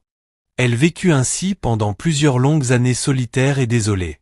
Seule, brisée, hantée par un amour qui semblait non partagé, un sacrifice désintéressé qui semblait totalement inutile. Le quartier qu'elle avait laissé derrière, elle finit par l'oublier inévitablement. De nouveaux commérages, de nouveaux drames, de nouvelles tragédies capturèrent leur attention passagère. Grace devint un fantôme dans leurs souvenirs, une histoire à moitié oubliée, à moitié rappelée comme mise en garde. Mais elle ne pouvait pas oublier. Elle ne pouvait pas avancer. Une partie d'elle était figée dans le temps, coincée à jamais dans ce terrible moment déchirant quand elle avait découvert que les enfants étaient partis. Une partie d'elle attendrait toujours leur retour. Une vigie silencieuse, pleine d'espoir et de plus en plus désespérée, nichée dans les profondeurs cachées de son cœur brisé. Mais c'est là que l'histoire tourne. Là où le long, sombre et solitaire chemin qu'elle avait parcouru pendant tant d'années change soudainement, miraculeusement et incroyablement, de direction vers la lumière. Car tandis que Grace vivait dans un désespoir silencieux, solitaire et accablant, les triplés n'étaient pas dans la rue. Tandis qu'elle souffrait, le cœur se brisant un peu plus chaque jour, eux devenaient autre chose. Ils étaient partis, oui, mais pas par haine ou par manque d'amour. Ils étaient partis par une colère féroce, désespérée et mal dirigée. Colère contre leur pauvreté. Colère contre leurs circonstances. Colère que leur mère, car c'était ainsi qu'ils considéraient Grace, leur vraie mère à tous points de vue, qu'ils aient pu l'admettre ou non, doivent sacrifier tant pour eux chaque jour, son corps et son esprit brisés sous la charge. Ils étaient en colère contre l'injustice du monde, contre sa cruauté, et contre leur impuissance à la changer. Ils se reprochaient de ne pas pouvoir faire plus pour l'aider, pour alléger son énorme fardeau. Lorsqu'ils partirent, ils avaient 15 ans, effrayés et perdus, leur jeune cœur un mélange confus et chaotique de colère, de culpabilité et d'un espoir brûlant et désespéré d'une vie meilleure, d'un moyen de rendre à la femme qui les avait sauvés ce qu'elle avait fait pour eux. Mais quelque chose se produisit. Quelque chose qui changea à jamais le cours de leur vie. Après 2 longues semaines froides et affamées dans les rues de Port-Harcourt, survivant avec des restes et leur propre détermination féroce et inébranlable, un homme les trouva. Un riche et puissant homme d'affaires profondément respecté, nommé Chif Amécha Okafor. Chif Okafor n'avait aucune raison de les aider. Il ne les connaissait pas. Il ne leur devait rien. Mais quelque chose en eux, dans leur visage identique rempli d'une peur brute mêlée de défi, lui rappelait lui-même jeune, affamé et ambitieux, luttant pour survivre dans les rues impitoyables de la ville. Il vit une étincelle dans leurs yeux, une faim brute, indomptée et puissante pour quelque chose de plus que la simple survie. Chif Okafor leur proposa un marché, une chance. Ils pouvaient venir travailler pour lui. Ce serait un travail difficile, exigeant, harassant, épuisant. Mais ce serait aussi une chance d'apprendre, de grandir. S'ils faisaient leurs preuves, s'ils montraient qu'ils avaient le courage, l'intelligence et la détermination inébranlables nécessaires pour réussir, il les aiderait. Il leur offrirait une éducation. Il leur donnerait des opportunités qu'ils n'avaient jamais osé rêver. Il ferait en sorte qu'ils deviennent plus que de simples enfants des rues oubliées et anonymes. Les triplés, affamés, désespérés, n'ayant plus rien à perdre, acceptèrent le marché. Ils étaient prêts à travailler, et ils travaillèrent. Pendant les 5 années longues et ardues suivantes, ils travaillèrent plus dur qu'ils n'avaient jamais travaillé de leur vie, poussés par un désir féroce, brûlant et total de se prouver, de construire leur vie, et un jour, d'une manière ou d'une autre, de retrouver et de rendre à la femme qui avait tout sacrifié pour eux. David travailla dans l'immense entreprise de construction de Chif Okafor, apprenant le métier de fond en comble, des chantiers poussiéreux et chaotiques aux salles de réunion climatisées et brillantes. Il étudia l'architecture le soir. Sa passion d'enfant pour la construction et la création fut ravivée, nourrie par un nouveau but. Joy travailla dans son entreprise pharmaceutique innovante, un monde vaste et complexe de sciences, de recherche et d'innovation vitale. Elle suivit de brillants scientifiques, absorbant tout ce qu'elle pouvait sur la médecine, et retourna finalement à l'école, obtenant une bourse complète pour devenir médecin. Et Daniel, le calme, réfléchi et profondément compatissant, travailla dans la Fondation Éducation de Shifokafur, une ONG dédiée à aider d'autres enfants des rues à accéder à l'éducation et à une chance de meilleure vie. Il leur apprit à lire, les mentorait, et apprit les détails complexes de la gestion et de la philanthropie. À 20 ans, les triplés s'étaient transformés. Leur métamorphose était rien de moins que miraculeuse. Ils n'étaient plus les enfants perdus, en colère et oubliés. Ils étaient des jeunes adultes confiants, puissants et prospères, armés d'une éducation prestigieuse, d'expériences inestimables et d'une détermination inébranlable à réussir. Ils avaient tout pris de Shifokafur, chaque opportunité qu'il leur avait donnée, et avaient décollé. David était désormais un architecte respecté et recherché, avec sa propre firme en expansion, concevant de magnifiques bâtiments innovants qui commençaient à transformer la silhouette de la ville. Joy était une brillante et compatissante médecin travaillant dans l'un des hôpitaux les plus prestigieux du pays. Une étoile montante dans son domaine, connue pour son dévouement et sa gentillesse. Et Daniel était un gestionnaire d'entreprise respecté et prospère, dirigeant désormais 3 des établissements éducatifs de Shifokafur à travers la ville, changeant la vie de milliers d'enfants défavorisés et leur offrant la même chance qu'il avait reçue. Ils étaient riches, pas seulement à l'aise, mais véritablement, incroyablement riches. Le genre de richesse qui commandait le respect, qui ouvrait les portes, qui faisait écouter les gens lorsqu'ils parlaient. Ils avaient accompli tout ce dont ils avaient rêvé, et bien plus encore. Joy était devenue médecin, comme elle l'avait toujours voulu. David construisait, créait beauté et structure à partir de rien. Daniel enseignait, faisant une différence réelle, tangible et durable dans le monde. Ils avaient réussi. Ils avaient gagné. Ils avaient défié toutes les probabilités. Ils avaient réussi. Mais rien de tout cela, absolument rien, n'avait de sens sans leur mère. C'est Daniel, le calme et réfléchi, qui le dit en premier. Une nuit, allongé dans son appartement cher, minimaliste et solitaire, les lumières scintillantes de la ville étalées en dessous comme un tapis d'étoiles tombées, il ne pouvait pas dormir. Il pensait à tout ce qu'il avait accompli, à tous les enfants qu'il avait aidés, à toutes les vies qu'il avait changées, et il se sentait vide. Un vide profond, douloureux et creux à l'intérieur de lui qu'aucun succès, aucun argent, aucun honneur ne pourrait jamais combler. Et il savait pourquoi. Il savait exactement pourquoi. C'était parce que sa mère et il avait enfin admis totalement, pleinement et complètement à lui-même que Grace était sa mère, sa vraie mère en tous points essentiels ne savait rien de tout cela. Elle ne savait pas qu'il avait réussi. Elle ne savait pas qu'il allait bien. Elle ne savait pas qu'il pensait à elle chaque jour, le cœur rempli d'amour et rongé par un profond regret. Il se leva et se rendit à l'appartement de David, un pantouse moderne, élégant et magnifique que son frère avait lui-même conçu. Il réveilla son frère, la voix chargée d'une émotion qu'il ne s'était pas permis de ressentir depuis des années, un mélange de honte et d'espoir, et un désir désespéré et urgent. Nous devons la retrouver, dit-il, la voix brisée. Nous devons retrouver notre mère. Nous devons lui dire que nous sommes désolés. Nous devons lui montrer que nous avons réussi. Que tout ce qu'elle a sacrifié pour nous, toutes ces années de douleur, de lutte et de faim, ont eu un sens, que nous sommes ce que nous sommes aujourd'hui grâce à elle, et seulement grâce à elle. David écouta son frère, et ses propres murs soigneusement construits de succès et d'ambition. Ces murs qu'il avait élevés pour se protéger de la douleur du passé s'effondraient autour de lui. Et quelque chose se fissura aussi en lui. Il avait fui ses émotions si longtemps, courant vers le succès, vers l'argent, vers tout ce qui pouvait prouver sa valeur, sa dignité, qu'il était plus qu'un simple enfant des rues oubliées.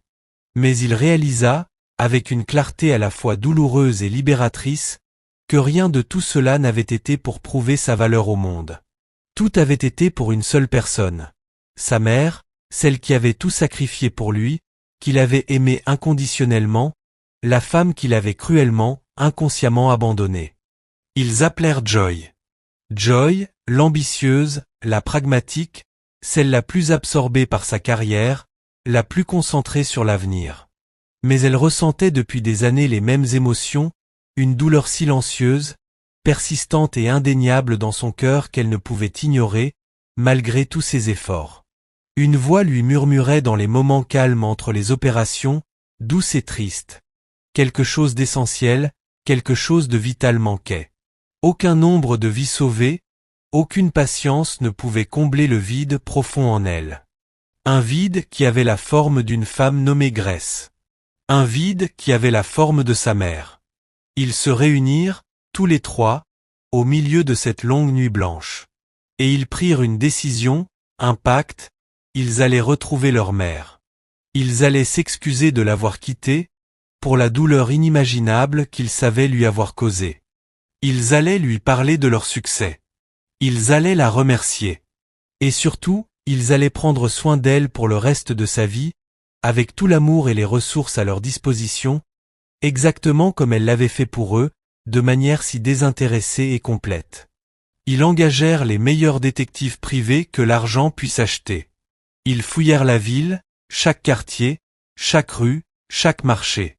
Mais Grèce, désormais vivant une vie calme et anonyme sous le nom de Grèce au lait, avait disparu. Elle avait repris son nom de jeune fille, ce qui rendait sa recherche encore plus difficile. Certaines personnes qu'ils interrogèrent, d'anciens voisins amers du premier quartier, leur dirent qu'elle avait peut-être disparu, qu'elle avait abandonné, qu'elle s'était effacée. Cette pensée et l'effrayante possibilité d'arriver trop tard les poussa à chercher avec encore plus de désespoir, avec une urgence frénétique et dévorante. Il leur fallut 6 longs mois agonisants et frustrants, mais finalement, ils la retrouvèrent.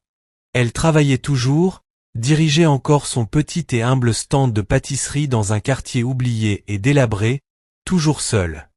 Elle paraissait bien plus âgée que son âge, les lignes de douleur, de lutte et de solitude gravées profondément sur son beau visage.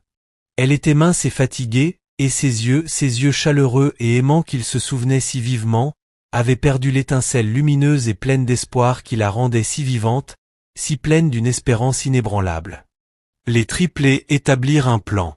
Ils ne pouvaient pas simplement se présenter, pas après tout ce temps, pas après ce qu'ils avaient fait.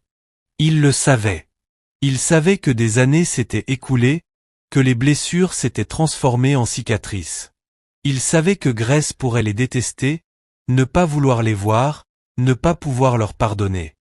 Ils devaient se préparer. Ils devaient expliquer. Ils devaient lui faire comprendre que leur départ n'était pas de sa faute, qu'ils avaient eu tort, qu'ils avaient été cruels, ingrats et stupides, qu'ils voulaient, plus que tout au monde, rentrer chez eux.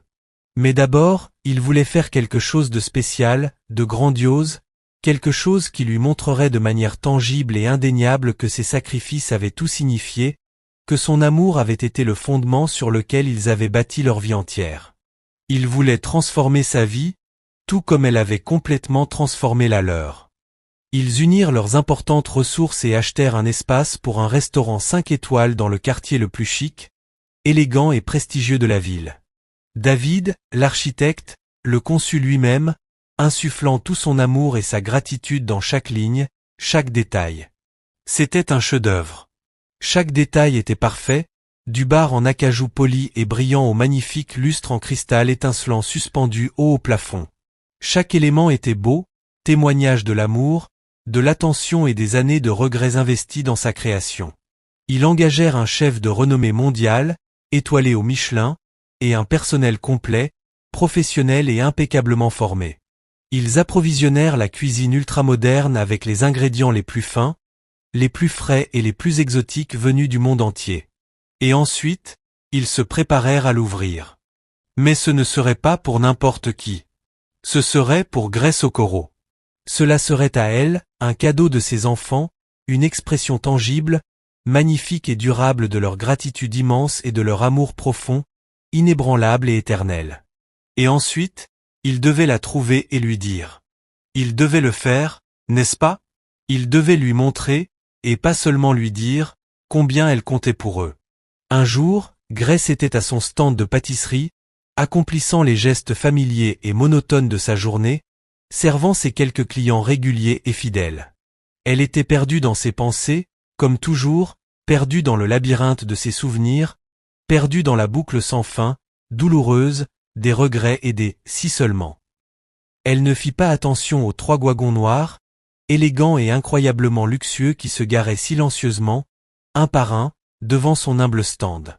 Elle ne remarqua pas les chuchotements nerveux des triplés rassemblant leur courage, le cœur battant dans leur poitrine, les mains moites.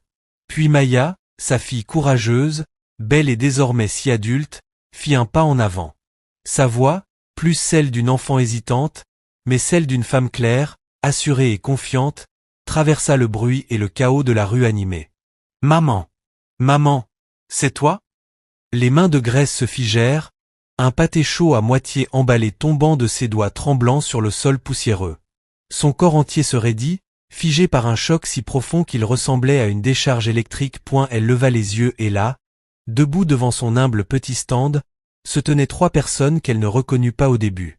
Elles étaient grandes, confiantes, assurées, et portaient des vêtements qui coûtaient plus qu'elle ne gagnait en une année entière. Mais ensuite, elle reconnut. Elle reconnut la forme familière de leur visage, la courbe douce de leur sourire, le regard profond et plein d'âme dans leurs yeux. Elle reconnut le regard perçant, intelligent et compatissant de Maya. Elle reconnut l'intensité calme, artistique et profonde de David. Elle reconnut le sourire doux, bienveillant et compatissant de Daniel. C'étaient eux. C'étaient ces triplés. Sauf qu'ils n'étaient plus vraiment des triplés. Ils étaient adultes. Ils étaient beaux. Ils étaient prospères. Ils étaient là. Grace ne pouvait pas parler.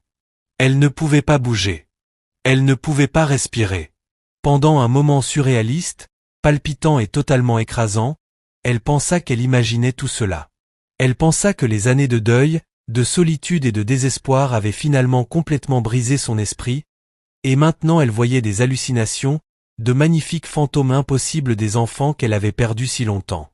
Mais alors Maya tendit la main, chaude, réelle et ferme, et toucha la main de sa mère. Et ce contact était réel. La chaleur était réelle. Et à cet instant, Grace sentit quelque chose s'enflammer en elle. Un sentiment qu'elle n'avait pas ressenti depuis tant d'années. Un sentiment qu'elle croyait mort et enterré à jamais, l'espoir. Un espoir pur, désespéré, impossible et écrasant, qui inondait ses veines comme une belle mélodie longtemps oubliée. Je ne comprends pas, murmura Grace, sa voix étrangère à ses propres oreilles, rauque et faible. Que faites-vous ici? Où étiez-vous? Que vous est-il arrivé? Nous sommes partis, dit David doucement, sa voix différente maintenant, plus grave, plus mûre, teintée d'une tristesse profonde et d'une sagesse dure qui brisa de nouveau son cœur. Nous sommes partis et nous avions tort. Tellement tort. Nous n'étions que des enfants et nous pensions mieux savoir. Nous étions en colère contre le monde et cruel, et nous nous sommes acharnés sur toi. Nous ne comprenions pas ce que tu faisais pour nous. Nous n'avons pas apprécié ton sacrifice. Nous étions égoïstes. Nous étions stupides. Et nous sommes tellement désolés, maman. Daniel s'avança, les yeux brillants de larmes repentantes qu'il retenait. Nous avons réussi, maman. Tous les 3. Nous avons réalisé tout ce dont tu rêvais pour nous et bien plus encore. David est architecte. Maya est médecin et moi, je gère des programmes éducatifs pour des enfants comme nous l'étions.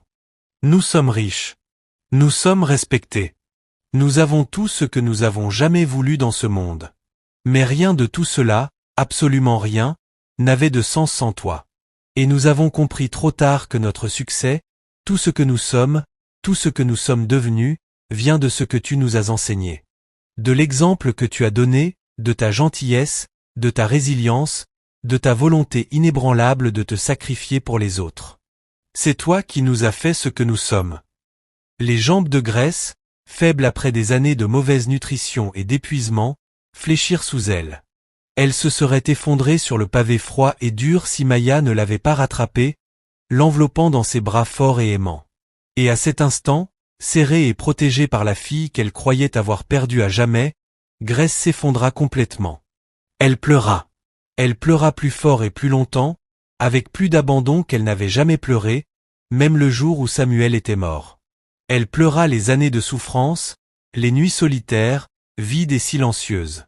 Elle pleura la douleur brûlante de les avoir perdus. Et elle pleura la joie impossible, miraculeuse, de les avoir à nouveau dans ses bras. Elle pleura l'injustice terrible et cruelle de tout cela, et le miracle magnifique, époustouflant et réconfortant de tout cela en même temps. Nous t'avons acheté un restaurant, murmura Maya dans les cheveux grisonnants de sa mère, ses propres larmes de joie, de soulagement et de regret coulant librement. Un vrai restaurant, maman? Un magnifique restaurant 5 étoiles dans le meilleur quartier de la ville. Il est à toi. Tout est à toi. Nous voulons que tu l'aies. Nous voulons que tu n'aies plus jamais à rester sur ce coin de rue froid et poussiéreux à vendre des puff-puff. Nous voulons que tu te reposes. Nous voulons te laisser prendre soin de toi, comme tu l'as fait pour nous pendant si longtemps, quand nous n'avions rien et personne.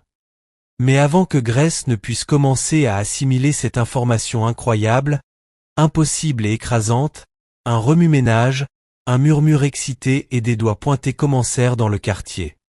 La nouvelle s'était répandue comme une traînée de poudre. Les enfants de Grace étaient revenus, et pas seulement revenus. Ils étaient revenus en convoi de guagons de luxe. Revenus riches, revenus prospères, revenus transformés.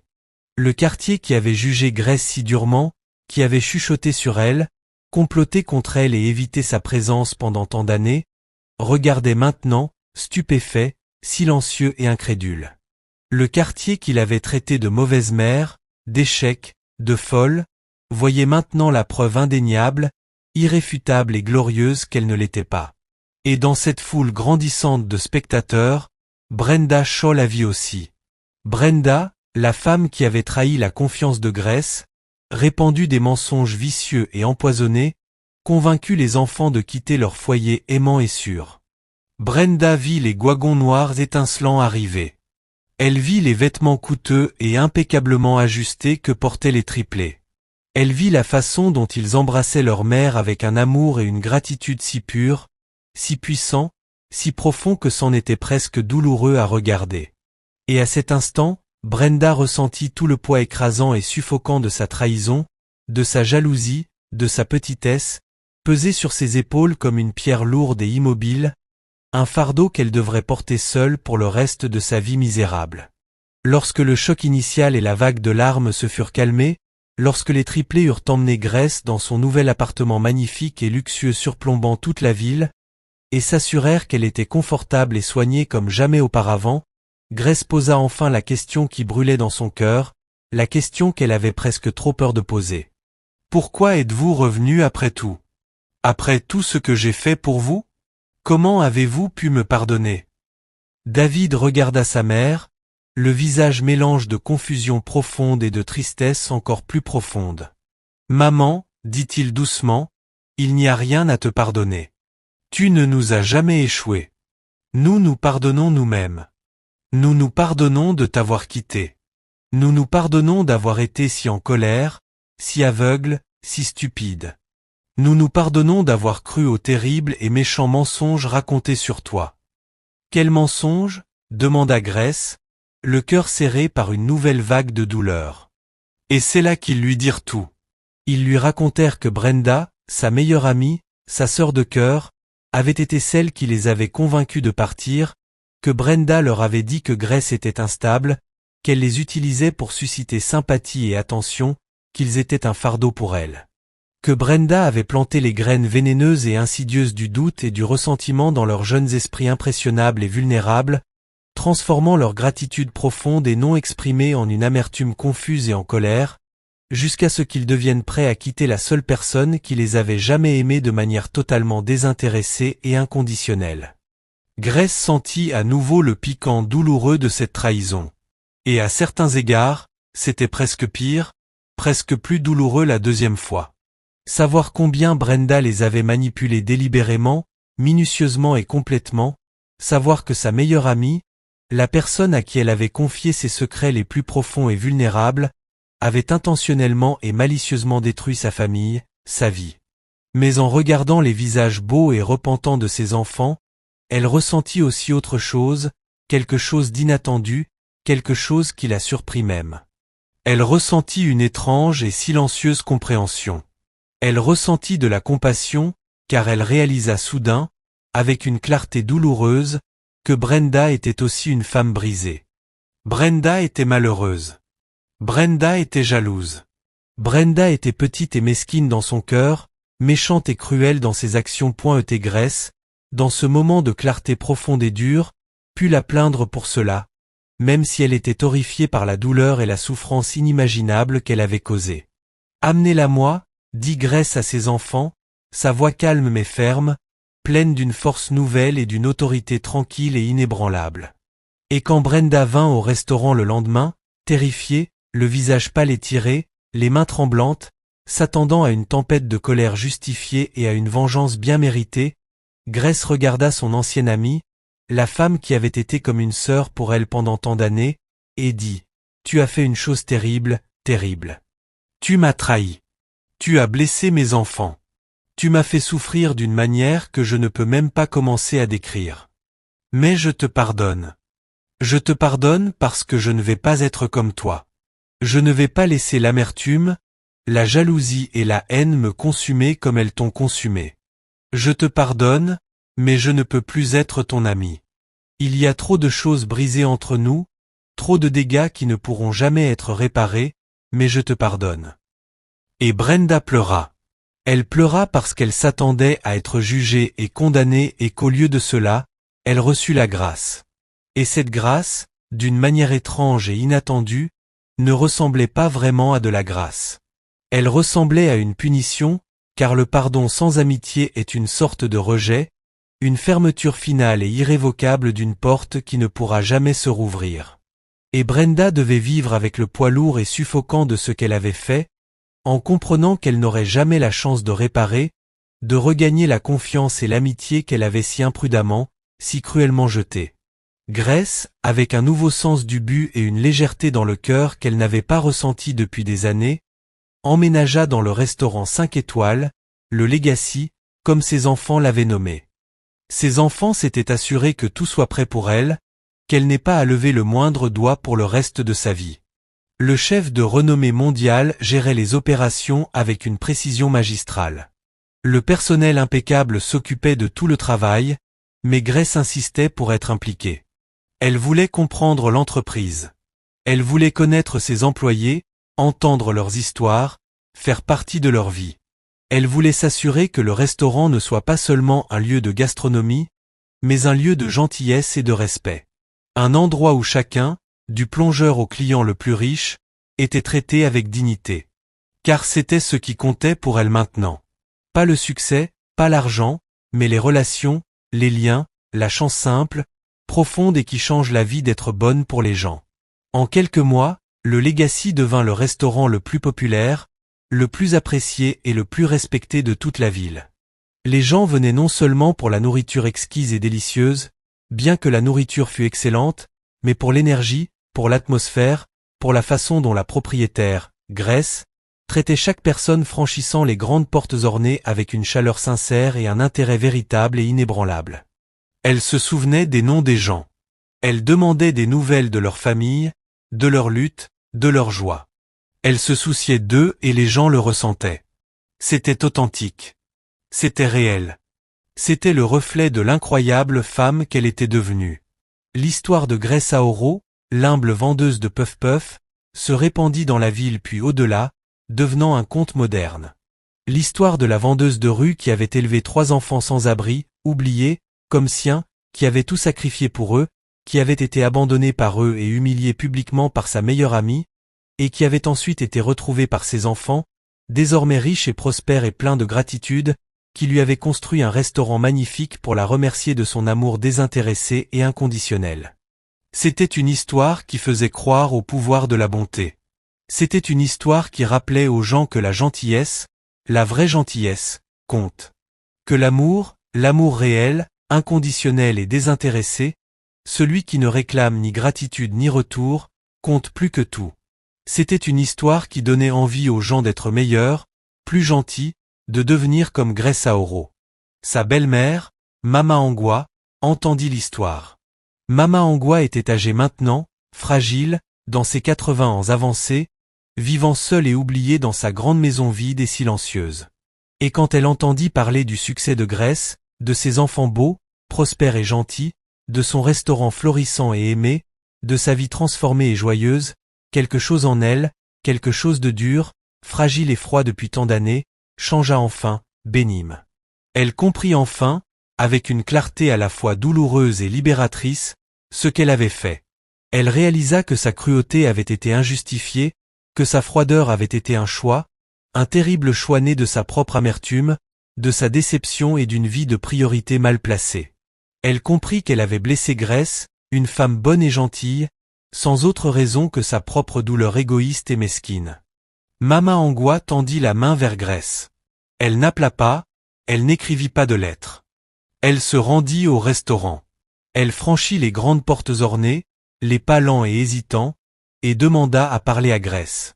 Quand Grace sortit de la cuisine animée et vit Mama Angua debout là, si petite, fragile et diminuée, son premier instinct fut de ressentir un éclair de froideur, une vague de ressentiment pour toute la douleur, toute la souffrance qu'elle avait causée. Mais ensuite elle la regarda et ne vit pas une ennemie, pas un monstre, mais une femme solitaire, brisée et repentante qui avait elle aussi souffert, qui avait perdu un fils, qui avait passé des années à porter le lourd fardeau suffocant de son amertume et de son regret. Et Grace ressentit un changement en elle, une libération finale et complète. Elle ressentit le pardon, non pas parce que Mama Angua le méritait, non pas parce qu'elle avait droit à des excuses, mais parce que Grace avait appris, à travers des années de douleur profonde et de lutte acharnée, que le pardon est quelque chose qu'on se donne à soi-même, quelque chose qui libère du poids lourd, suffocant et empoisonné de la colère. « Je suis désolée, Mama Angua, murmura-t-elle, la voix à peine audible, les yeux remplis de larmes. Je suis désolée pour tout ce que je t'ai dit. Je suis désolée de t'avoir blâmé pour la mort de Samuel. Je suis tellement désolée pour la cruauté. J'étais une femme amère et égoïste, et je l'ai déversée sur toi. Tu ne méritais rien de tout cela. Tu étais une bonne et aimante épouse pour mon fils, et tu étais une mère bonne et désintéressée pour ses enfants. Tu leur as tout donné, et j'ai eu tellement tort de te juger. » Grace regarda son ancienne belle-mère, la femme qui lui avait causé tant de douleur, et hocha simplement la tête. « Je te pardonne, dit-elle, et elle le pensait de toutes ses fibres. Les années continuèrent de passer, chacune plus pleine et plus riche que la précédente. Grace devint un pilier aimé de sa communauté, un phare d'espoir, de générosité et de bonté inébranlable. Elle était connue non seulement pour son restaurant merveilleux et renommé, mais pour sa générosité sans limite. Elle donnait une part importante de ses bénéfices à des associations qui aidaient les enfants sans abri et défavorisés à trouver un foyer sûr et à recevoir une éducation. Elle fonda sa propre organisation, la Grace Aoro Foundation, offrant des bourses à des étudiants défavorisés, leur donnant la même précieuse chance d'une vie meilleure que ses enfants avaient reçue.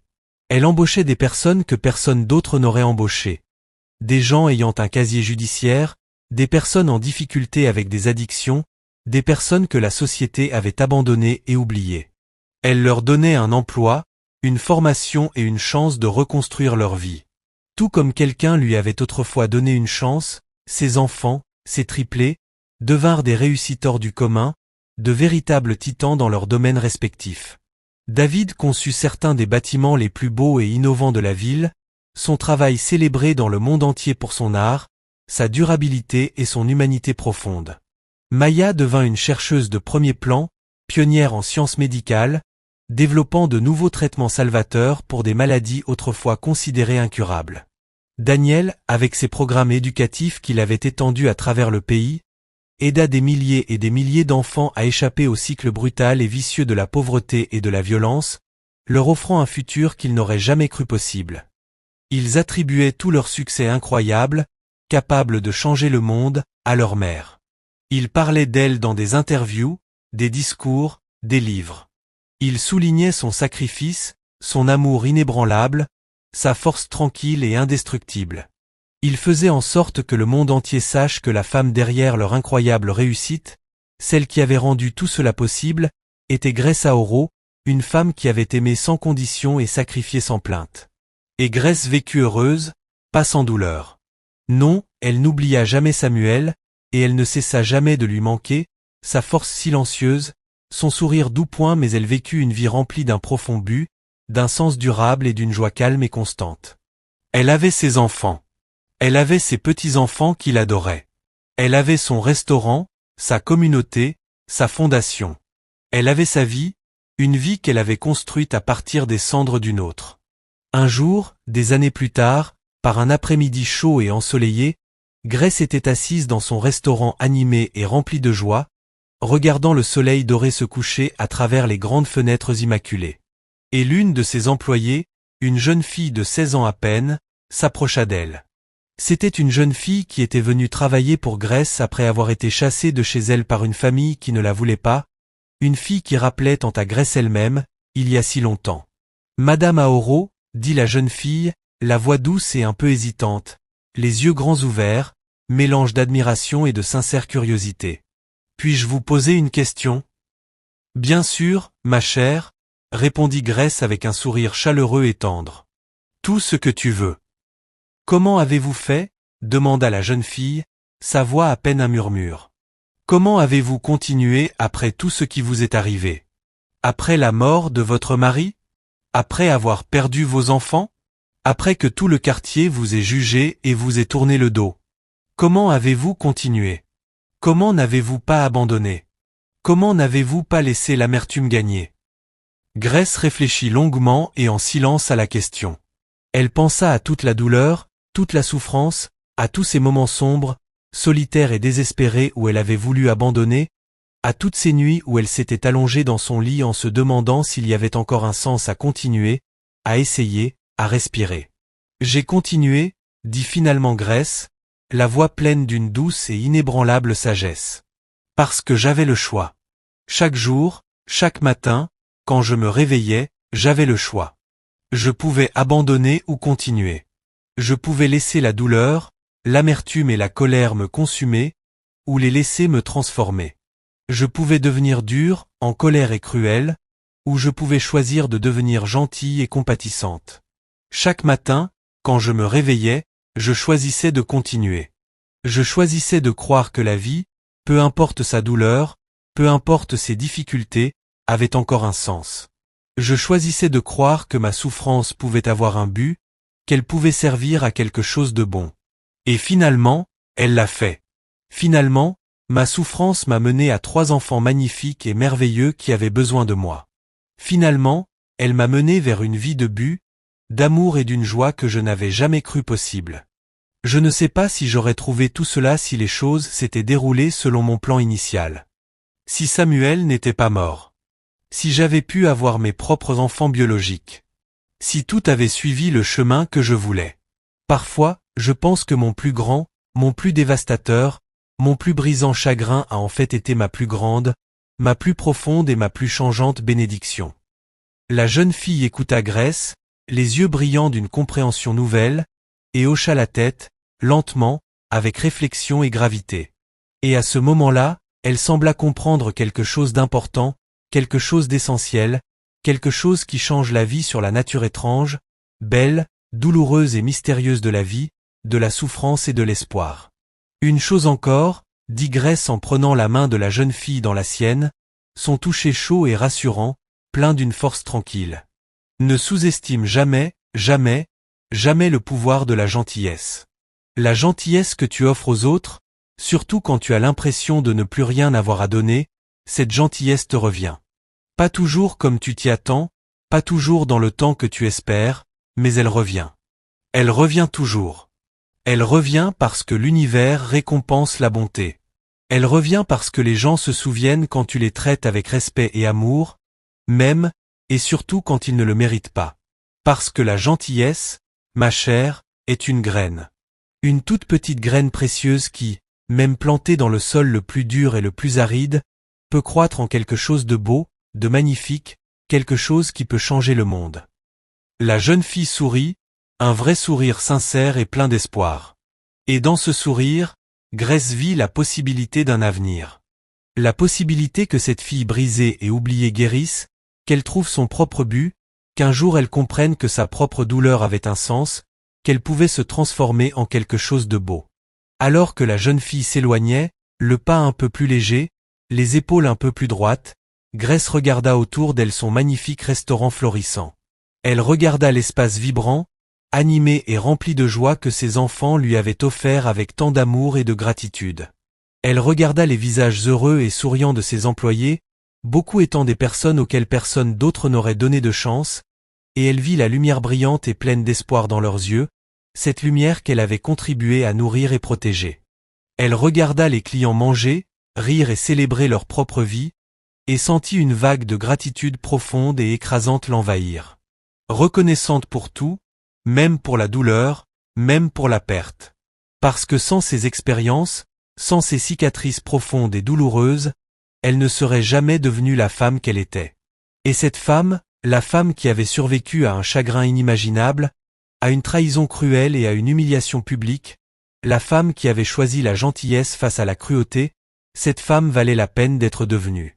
Grace Okoro avait commencé comme une femme sans rien, une femme brisée par le deuil, une femme vivant à la marge de la société, oubliée et seule. Mais à la fin, elle avait tout ce qui comptait vraiment. Elle avait sa famille. Elle avait un but. Elle avait un sens. Elle avait l'amour. Et elle avait la connaissance profonde et inébranlable que sa vie, ses choix, sa gentillesse simple et constante avaient rendu le monde meilleur, plus plein d'espoir et plus beau.